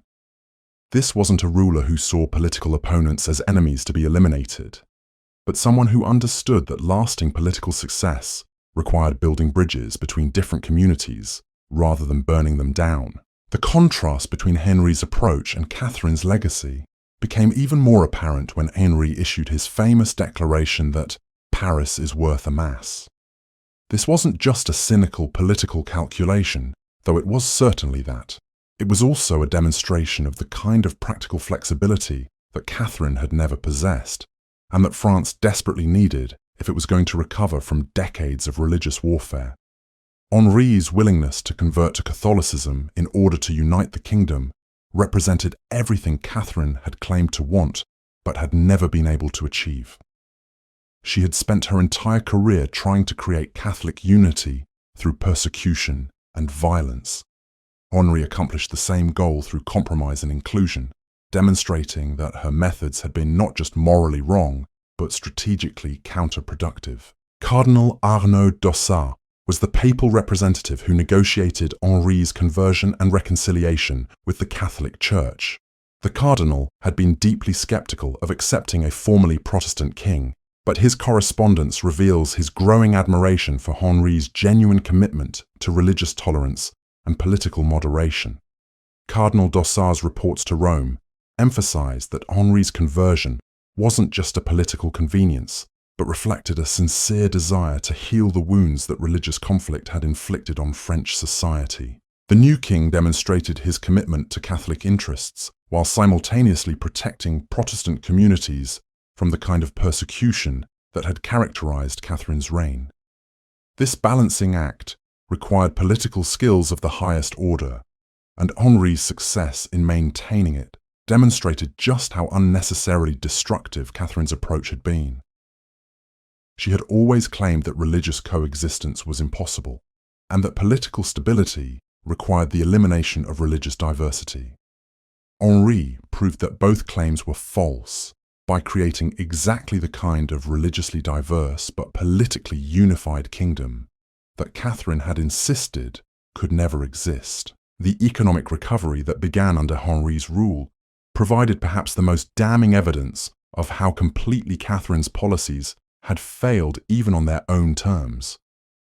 She had justified decades of persecution and warfare as necessary to protect French interests and maintain political stability. The immediate improvement in economic conditions once Henri ended religious persecution demonstrated that Catherine's methods had been the primary obstacle to French prosperity and security. Guillaume Mercier was a merchant in the city of Lyon who had watched his business collapse during the religious wars as trade networks were disrupted by constant warfare and religious persecution. Under Henri's rule, Guillaume found that Tate, in commercial Protestant and Catholic merchants, could once again coop ventures without fear that religious differences would lead to violence or legal persecution. Guillaume's account books from this period show a dramatic increase in both domestic and international trade as confidence returned to French markets. Foreign merchants who had avoided France during Catherine's reign began returning as word spread that the new king offered genuine protection for commercial activities, regardless of the participants' religious affiliations. The revival of French commerce under Henry's tolerant policies provided concrete evidence that Catherine's approach to religious diversity had been economically as well as morally catastrophic. The kingdom that she had claimed to be protecting through persecution had actually been systematically weakened by her methods, while the religious tolerance she had always rejected proved to be the foundation of renewed prosperity. Henry's success in rebuilding French civilization also highlighted how completely Catherine had misunderstood the nature of political authority and the sources of legitimate government. She had always believed that fear was the most reliable foundation for political control, that subjects needed to be intimidated into obedience, and that mercy was a sign of weakness that encouraged rebellion. Henri demonstrated that exactly the opposite was true. His willingness to forgive former enemies, protect religious minorities, and govern through persuasion rather than coercion created a kind of popular loyalty that Catherine had never achieved despite decades of effort.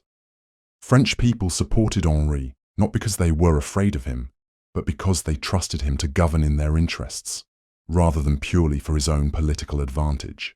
This popular support gave Henri a kind of political strength that Catherine had never possessed even at the height of her power. She had always ruled through complex networks of allies who supported her because they feared the consequences of opposition or hoped to benefit from her favour. Henri ruled through genuine popular consent from subjects who believed that his success was connected to their own welfare. The contrast was most visible in how the two rulers dealt with political opposition and dissent. Catherine had consistently responded to criticism with violence, treating any questioning of her policies as evidence of treasonous conspiracy that needed to be eliminated through assassination or persecution.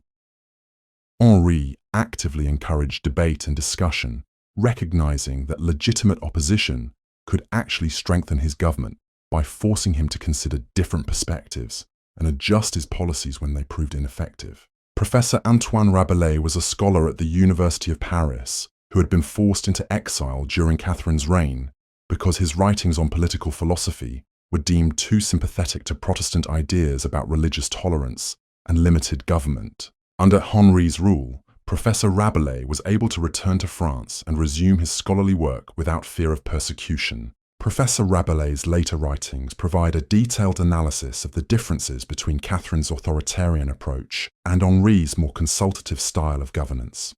He describes how Henri actively sought advice from scholars, merchants, and other educated citizens, treating their expertise as a valuable resource rather than viewing their independence as a threat to royal authority.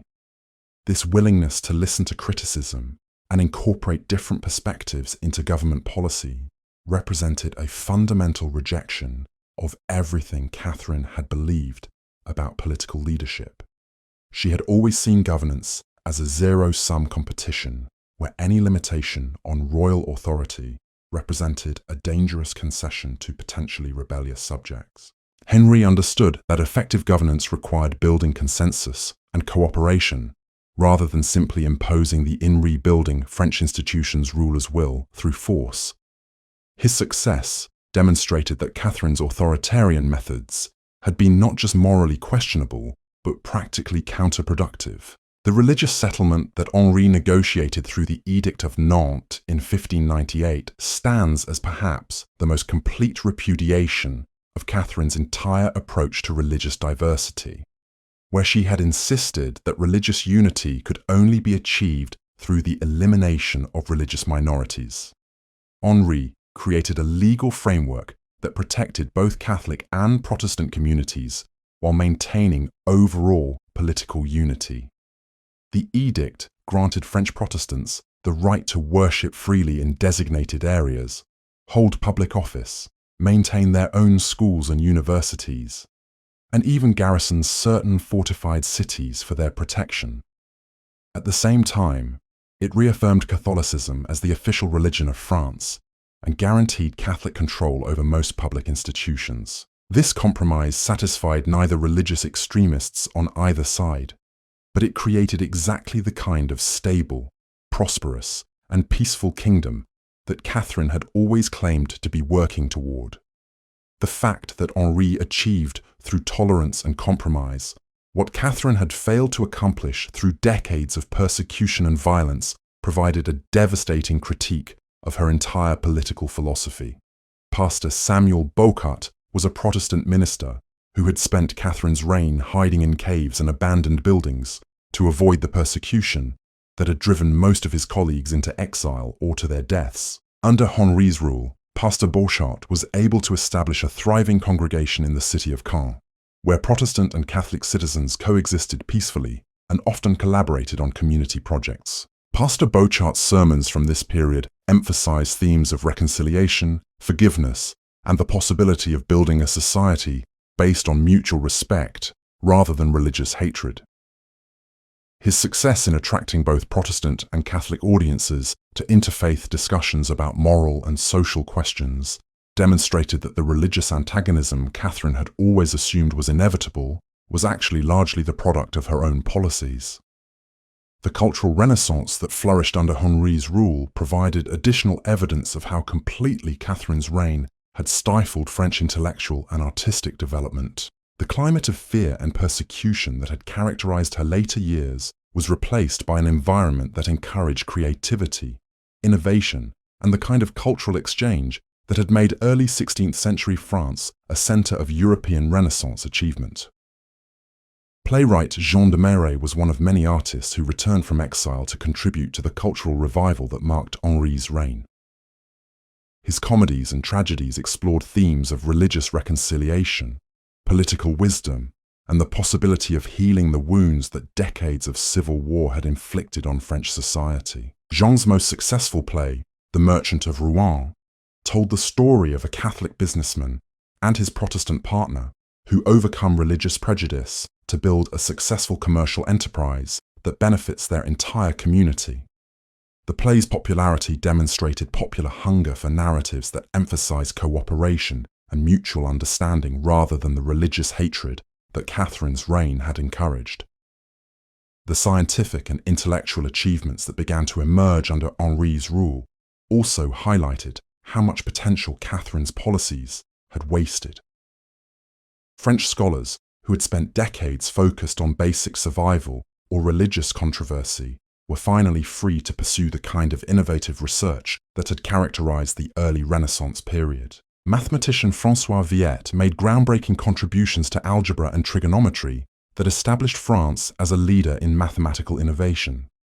His work was possible only because Henri's government provided the kind of stable, tolerant environment that allowed scholars to focus on intellectual pursuits rather than religious and political survival. Viète's correspondence reveals his gratitude for being able to work in a kingdom where scholarly merit was valued regardless of religious affiliation and where intellectual inquiry was encouraged rather than viewed as potentially subversive.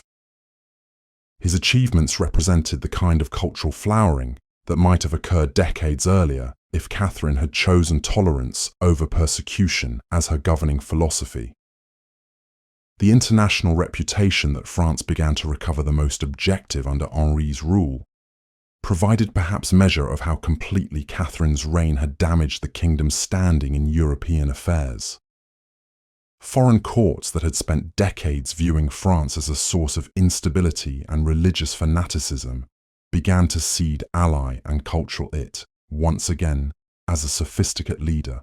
Ambassador Sir Henry Wotton represented English interests at Henri's court and sent detailed reports to London describing the transformation he witnessed in French society. His dispatches emphasized the dramatic improvement in economic conditions, the restoration of effective government institutions, and the renewal of cultural and intellectual life that characterized Henri's reign. Sir Henry's observations were particularly valuable because he had also served in France during Catherine's final years and could provide direct comparisons between the two periods. His reports consistently emphasized that the positive changes under Henri weren't simply the result of ending warfare, but reflected fundamental differences in governing philosophy and political method. The English ambassador was particularly impressed by Henri's ability to maintain political unity while protecting religious diversity, something that English observers had long considered impossible based on their experience of French religious wars. Henri's success challenged conventional assumptions about the relationship between religious uniformity and political stability that had shaped European political thinking for generations. Similar reports from Spanish, Italian, and German observers confirmed that Henri had accomplished something unprecedented in European politics: the creation of a stable, prosperous kingdom that protected both religious minorities and majority interests without sacrificing either political authority or economic development. These international assessments provided objective confirmation that Catherine's methods had been not just morally wrong, but strategically counterproductive. The kingdom she had weakened through decades of persecution and civil war was rapidly becoming stronger and more influential under a ruler who embraced the religious tolerance she had always rejected. But perhaps the most powerful vindication of Henri's approach came from the simple fact that ordinary French people were finally able to live normal lives without constant fear of religious persecution or political violence. Families that had been separated by religious warfare were reunited. Communities that had been devastated by sectarian conflict began to rebuild. Economic activities that had been disrupted by constant uncertainty resumed and flourished. Claude Bernier was a farmer in Normandy who had watched his village change hands multiple times during the religious wars, with each transition bringing new waves of persecution, property confiscation, and forced religious conversion. Under Henri's rule, Claude was able to focus on agricultural improvement and community building rather than religious and political survival. Claude's letters to his brother in Paris describe a transformation that went far beyond simple political stability. He writes about Protestant and Catholic neighbors cooperating on harvest activities, attending each other's family celebrations, and working together on community projects like road maintenance and school construction. This kind of practical cooperation between religious communities represented exactly the kind of social healing that Catherine had always insisted was impossible. Her entire political philosophy had been based on the assumption that religious differences made peaceful coexistence unachievable, and that lasting political stability required religious uniformity enforced through persecution and violence. Henri's success in creating religiously diverse but socially unified communities demonstrated that Catherine's assumptions had been fundamentally wrong. Religious tolerance didn't weaken political authority or threaten social stability. It actually strengthened both by allowing citizens to focus their energy on productive activities rather than sectarian conflict. The children who grew up under Henri's rule represented perhaps the most hopeful aspect of his achievement. These young people had no personal memory of the religious hatred and political violence that had characterized Catherine's reign. They were raised in communities where religious diversity was accepted as normal and where cooperation across religious lines was an everyday reality rather than an impossible dream. Marie-Jeanne Dubois was born in 1595, 7 years after Henri became king. She grew up in a mixed religious community where her Catholic family maintained close friendships with Protestant neighbors, attended each other's weddings and funerals, and collaborated on business ventures without religious considerations playing any significant role in their relationships. Marie-Jeanne's childhood experiences represented everything Catherine had tried to prevent through her policies of religious persecution and enforced uniformity. The young woman grew up assuming that religious tolerance was natural and normal, that political authority could coexist with religious diversity, and that social cooperation was possible despite theological differences. This generational change represented Henri's most important long-term achievement and the most complete repudiation of Catherine's legacy. He had created not just political stability, but a new kind of French society where the religious fanaticism that had dominated Catherine's reign seemed like a historical aberration rather than an inevitable aspect of human nature. The France that Henri left to his successors was fundamentally different from the kingdom that Catherine had tried to create through decades of persecution and violence. It was a nation where religious minorities felt secure, where economic development flourished, where intellectual and artistic achievement was encouraged, and where political authority rested on popular consent rather than fear. Henri's assassination in 1610 by a Catholic fanatic named François Ravaillac demonstrated that the religious extremism Catherine had encouraged hadn't been completely eliminated from French society.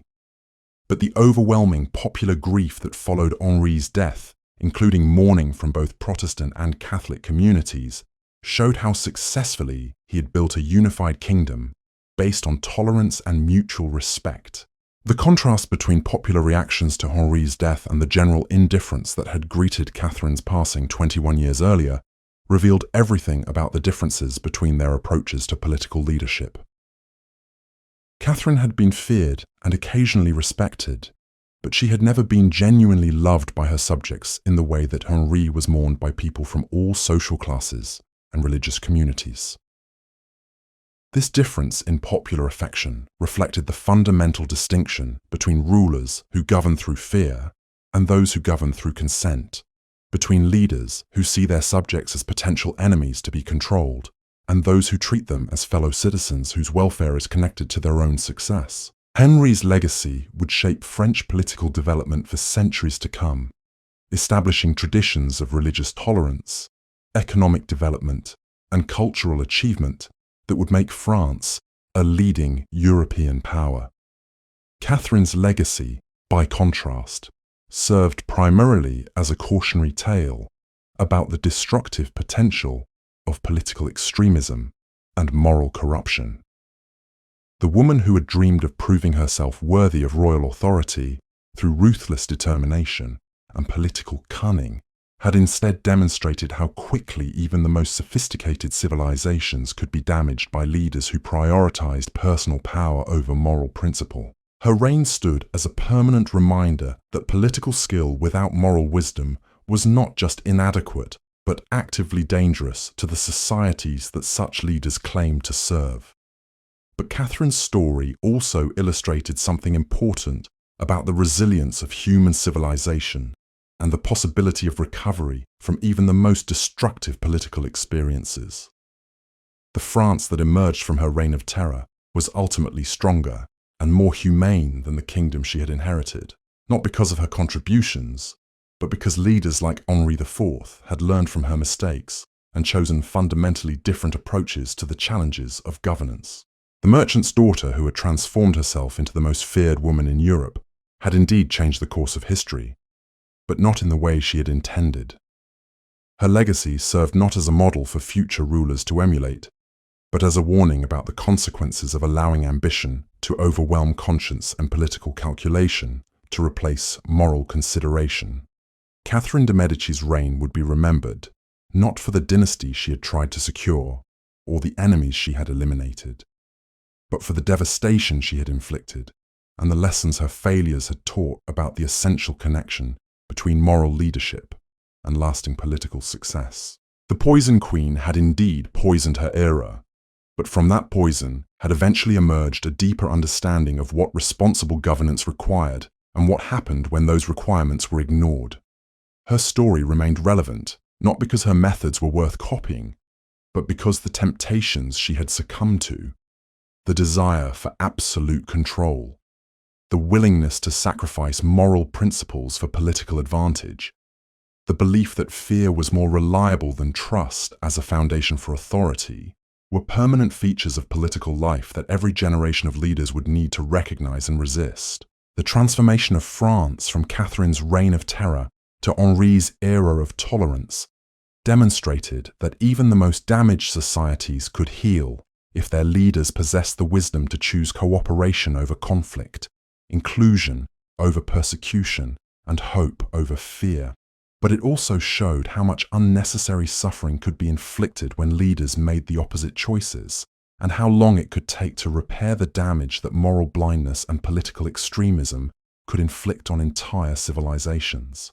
The irony of Catherine's legacy becomes even more profound when we examine what happened to the very concept of royal motherhood that had once defined her identity and justified her most actions extreme. Catherine had always portrayed herself as the ultimate protective mother, willing to do anything necessary to secure her children's futures and preserve the dynasty she had sacrificed everything to establish. Yet by the time of her death, Catherine had become something that would have horrified the young Italian bride who had once desperately wanted nothing more than to produce healthy heirs. She had transformed into a mother whose protective instincts had become so twisted by paranoia and ambition that she was actively destroying the very children she claimed to be protecting. Consider what happened to her surviving sons during those final chaotic years. Henri III, who had returned from Poland with such promise and confidence, was reduced to a nervous wreck who jumped at shadows and trusted no one. The psychological pressure of being Catherine's puppet ruler while trying to navigate the impossible political situation she had created was literally driving him insane. The king, who should have been in the prime of his political career, spent his days locked in his chambers, consulting astrologers and fortune-tellers, in he touché desperate attempts to understand why everything seemed to turn to disaster. Henri's courtiers reported that he would sometimes spend entire nights pacing his rooms, muttering about the ghosts of massacre victims and the curse that seemed to follow his family wherever they went.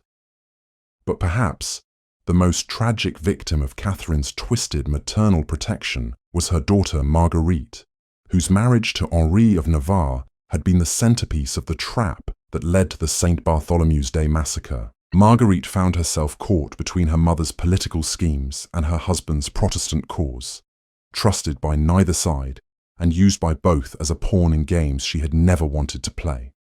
Princess Marguerite's personal letters from this period reveal a young woman who had been completely destroyed by her role in her mother's political machinations. She writes about the guilt of knowing that her wedding celebration had been used to lure thousands of innocent people to their deaths, about the shame of being married to a man her mother considered an enemy, and about the constant fear that she herself might become expendable if Catherine's political calculations changed. Marguerite spent her final years as a virtual prisoner in various castles, abandoned by her husband, despised by Catholic extremists who saw her as tainted by Protestant association, and viewed by her own mother as a political liability whose continued existence created more problems than it solved. The daughter Catherine had once hoped would strengthen royal alliances through marriage became instead another casualty of the destructive political environment her mother had created. Even Catherine's relationship with her grandchildren was poisoned by the legacy of violence and extremism that defined her reign. These young people grew up in a court where assassination was a routine political tool, where religious hatred was encouraged as patriotic duty, and where moral considerations were consistently subordinated to political advantage. Prince Louis, Catherine's grandson, through her daughter Erzsébet, spent his childhood watching adults debate which of his relatives deserved to be murdered for political reasons. The boy who should have been learning statecraft and diplomacy was instead being educated in the fine points of organizing massacres and the proper techniques for eliminating political opponents without creating diplomatic complications. Louis's tutors reported that the prince showed disturbing signs of psychological damage from his exposure to the court environment Catherine had created. He displayed unusual cruelty toward animals, seemed to enjoy hearing about violent incidents, and showed no capacity for empathy or moral reasoning. Catherine had created a family environment so toxic that it was literally producing sociopaths in the next generation. The international diplomatic consequences of Catherine's reign provide another lens through which to understand She had always complete failure of her political project justified her extreme methods by claiming they were necessary to protect French interests and maintain the kingdom's position as a major European power. By the time of her death, France had become essentially a failed state that other European powers were actively planning to partition among themselves. The Spanish ambassador to Rome, Cardinal Alessandro Farnese, maintained extensive correspondence with his government about the opportunities that French political collapse was creating for Spanish expansion. His letters revealed detailed discussions about which French territories Spain should claim once the kingdom finally disintegrated completely, which French nobles might be willing to accept Spanish patronage in exchange for local autonomy, and how Spanish influence could be extended throughout former French territories. Cardinal Farnese's analysis was particularly damaging because it came from someone who had initially supported Catherine's persecution of French Protestants. The cardinal had believed that religious unity would strengthen France and make it a more reliable ally for Catholic powers. By the 1580s, he was reporting to Madrid that Catherine's methods had made France so weak and chaotic that it no longer qualified as a serious European power. Similar assessments were being made in London, where English officials were discussing how to take advantage of French weakness to expand English influence in areas where the two kingdoms had traditionally competed. Sir Francis Walsingham, Elizabeth I's principal secretary, maintained a network of agents throughout France who reported on the continuing deterioration of royal authority and the growing possibility that the kingdom might simply cease to exist as a unified political entity. These English intelligence reports provide fascinating insights into how completely Catherine's reign had damaged France's international reputation. English agents described a kingdom where central government had essentially ceased to function, where local strongmen controlled territory through pure military force, and where ordinary citizens had lost all confidence in the possibility of effective political leadership. The economic data from this period tells an equally devastating story about the practical consequences of Catherine's political choices. Tax revenues that had once funded one of Europe's most sophisticated administrative systems had fallen to levels that made basic government operations impossible. The commercial networks that had made France wealthy were disrupted by constant warfare and religious persecution. Agricultural productivity had declined as farming communities were repeatedly devastated by military campaigns.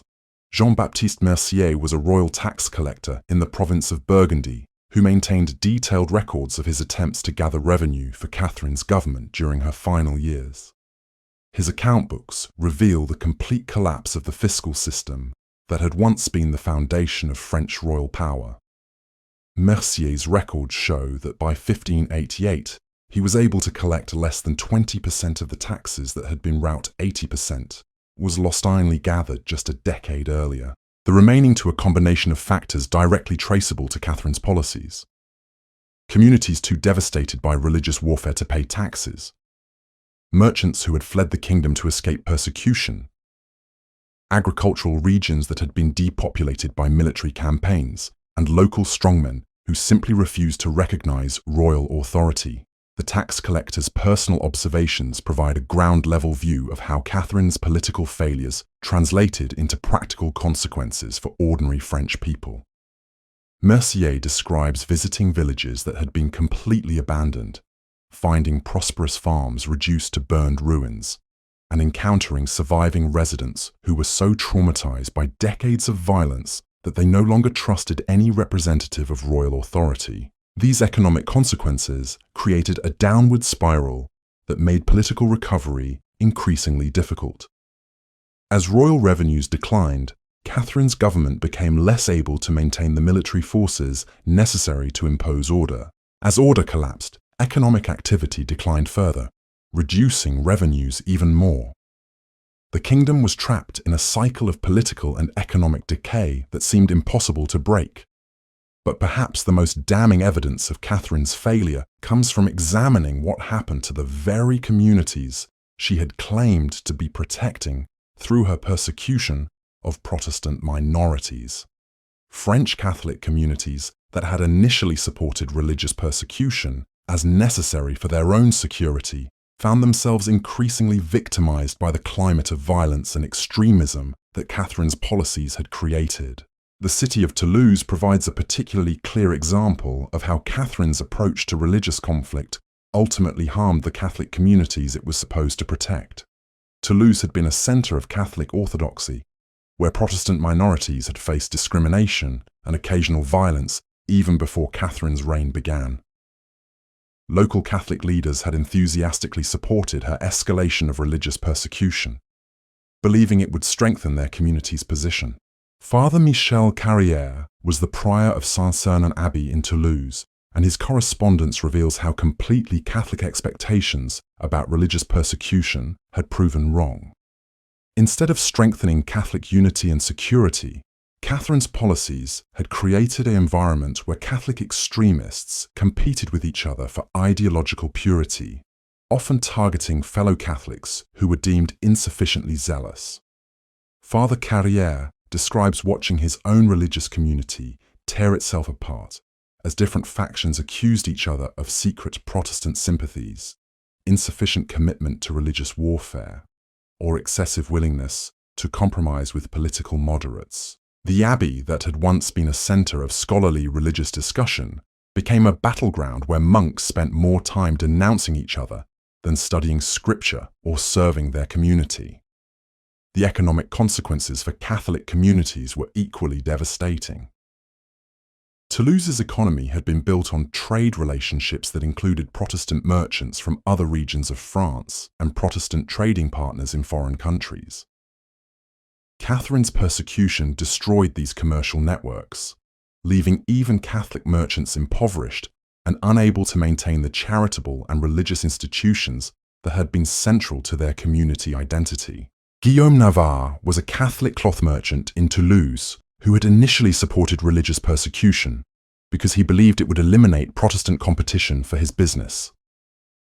By 1585, Guillaume was writing desperate letters to relatives in other cities, describing how the destruction of trade networks had made his profession impossible, regardless of religious considerations. Guillaume's business records show the practical consequences of Catherine's policies for ordinary Catholic families. The merchant, who had once employed oft multiple charitable institutions, was reduced to subs workers and subsistence-level trading that barely supported his own family. The Catholic community that persecution was supposed to strengthen had been economically devastated by the very policies intended to protect it. Similar stories played out in Catholic communities throughout France, revealing how completely Catherine had misunderstood the interconnected nature of French society and economy. Her assumption that Catholics could benefit from Protestant persecution ignored the reality that French communities were economically and socially integrated in ways that made it impossible to harm one religious group without damaging the entire social fabric. The intellectual consequences of Catherine's reign were equally devastating for French Catholic institutions that had once been centers of European learning and theological scholarship. The University of Paris, which had been one of Europe's most prestigious centers of Catholic intellectual life, was transformed into something resembling a propaganda factory where scholarship was subordinated to political and religious orthodoxy. Professor Thomas Bricot had been a respected theologian at the Sorbonne, known for his sophisticated commentaries on medieval philosophy and his efforts to engage intellectually with the theological questions raised by Protestant reformers. During Catherine's reign, Professor Bricot was forced to abandon this scholarly work in favor of producing inflammatory pamphlets that portrayed Protestants as demonic enemies, deserving extermination. Professor Bricot's private journals reveal his despair at watching the intellectual tradition he had devoted his life to serving degenerate into crude propaganda. He describes the shame of being forced to teach students to hate rather than think, the frustration of being unable to pursue genuine theological inquiry, and the growing conviction that Catherine's policies were fundamentally anti-intellectual and therefore anti-Christian. The professor's experience was typical of Catholic intellectuals throughout France, who found their scholarly pursuits corrupted by the demands of religious warfare. Libraries that had been centers of learning were purged of books deemed potentially heretical. Universities that had encouraged theological debate became centers of indoctrination. The sophisticated Catholic intellectual tradition that had been one of France's greatest cultural achievements was systematically destroyed by the very government that claimed to be protecting it. Meanwhile, The Protestant communities that survived Catherine's persecution were developing exactly the kinds of intellectual and cultural institutions that French Catholic institutions were losing. Huguenot academies in cities like La Rochelle and Montauban became centers of innovative education that emphasized critical thinking, scientific inquiry, and the kind of theological scholarship that French Catholic institutions had abandoned. Pastor Jean de Sponde was a Protestant minister and scholar who had fled France during the worst periods of persecution, but maintained correspondence with friends in both Protestant and Catholic communities. His letters provide a unique perspective on how religious persecution was actually strengthening Protestant intellectual life while weakening Catholic scholarship. Pastor de Sponde describes how Protestant communities in exile had been forced to develop sophisticated theological arguments to defend their beliefs against Catholic attacks, while Catholic institutions had become intellectually lazy because they could rely on government persecution rather than scholarly argument to maintain their position. The persecution that was supposed to eliminate Protestant intellectual challenges had actually made Protestant scholarship more rigorous while making Catholic scholarship more superficial. This intellectual reversal represented another way in which Catherine's policies had achieved the opposite of their intended effects. Instead of strengthening Catholic intellectual dominance, religious persecution had created conditions where Protestant communities were producing more innovative and sophisticated theological work than their Catholic counterparts. The long-term consequences of this intellectual damage extended far beyond Catherine's lifetime. France, which had been positioned to lead European Catholic intellectual development during the Renaissance, instead fell behind other Catholic countries that had managed to maintain scholarly traditions without resorting to violent persecution of intellectual opponents. The artistic and cultural damage inflicted by Catherine's reign was similarly extensive and long-lasting. The Renaissance court culture that had made France a center of European artistic innovation was replaced by an environment where creative expression was subordinated to political and religious propaganda requirements. Pierre de Ronsard, who had been one of the most celebrated poets of the French Renaissance, found himself unable to continue the kind of innovative literary work that had made him famous. His later poetry, produced during Catherine's reign, lacks the intellectual sophistication and emotional depth that had characterized his earlier work, reflecting the constraints imposed by a political environment that viewed artistic independence as potentially subversive. Ronsard's correspondence with fellow artists reveals the devastating impact of political repression on creative communities. He describes how poets, painters, musicians, and other artists were forced to choose between artistic integrity and physical safety, how cultural patronage had been redirected toward propaganda production, and how the intellectual freedom necessary for genuine artistic achievement had been eliminated by the climate of fear and censorship that Catherine's government had created. The architectural projects that had been transforming French cities into showcases of Renaissance design were abandoned as resources were diverted to military fortifications, and the skilled craftsmen who had been building chateaux and churches fled the kingdom to escape religious persecution.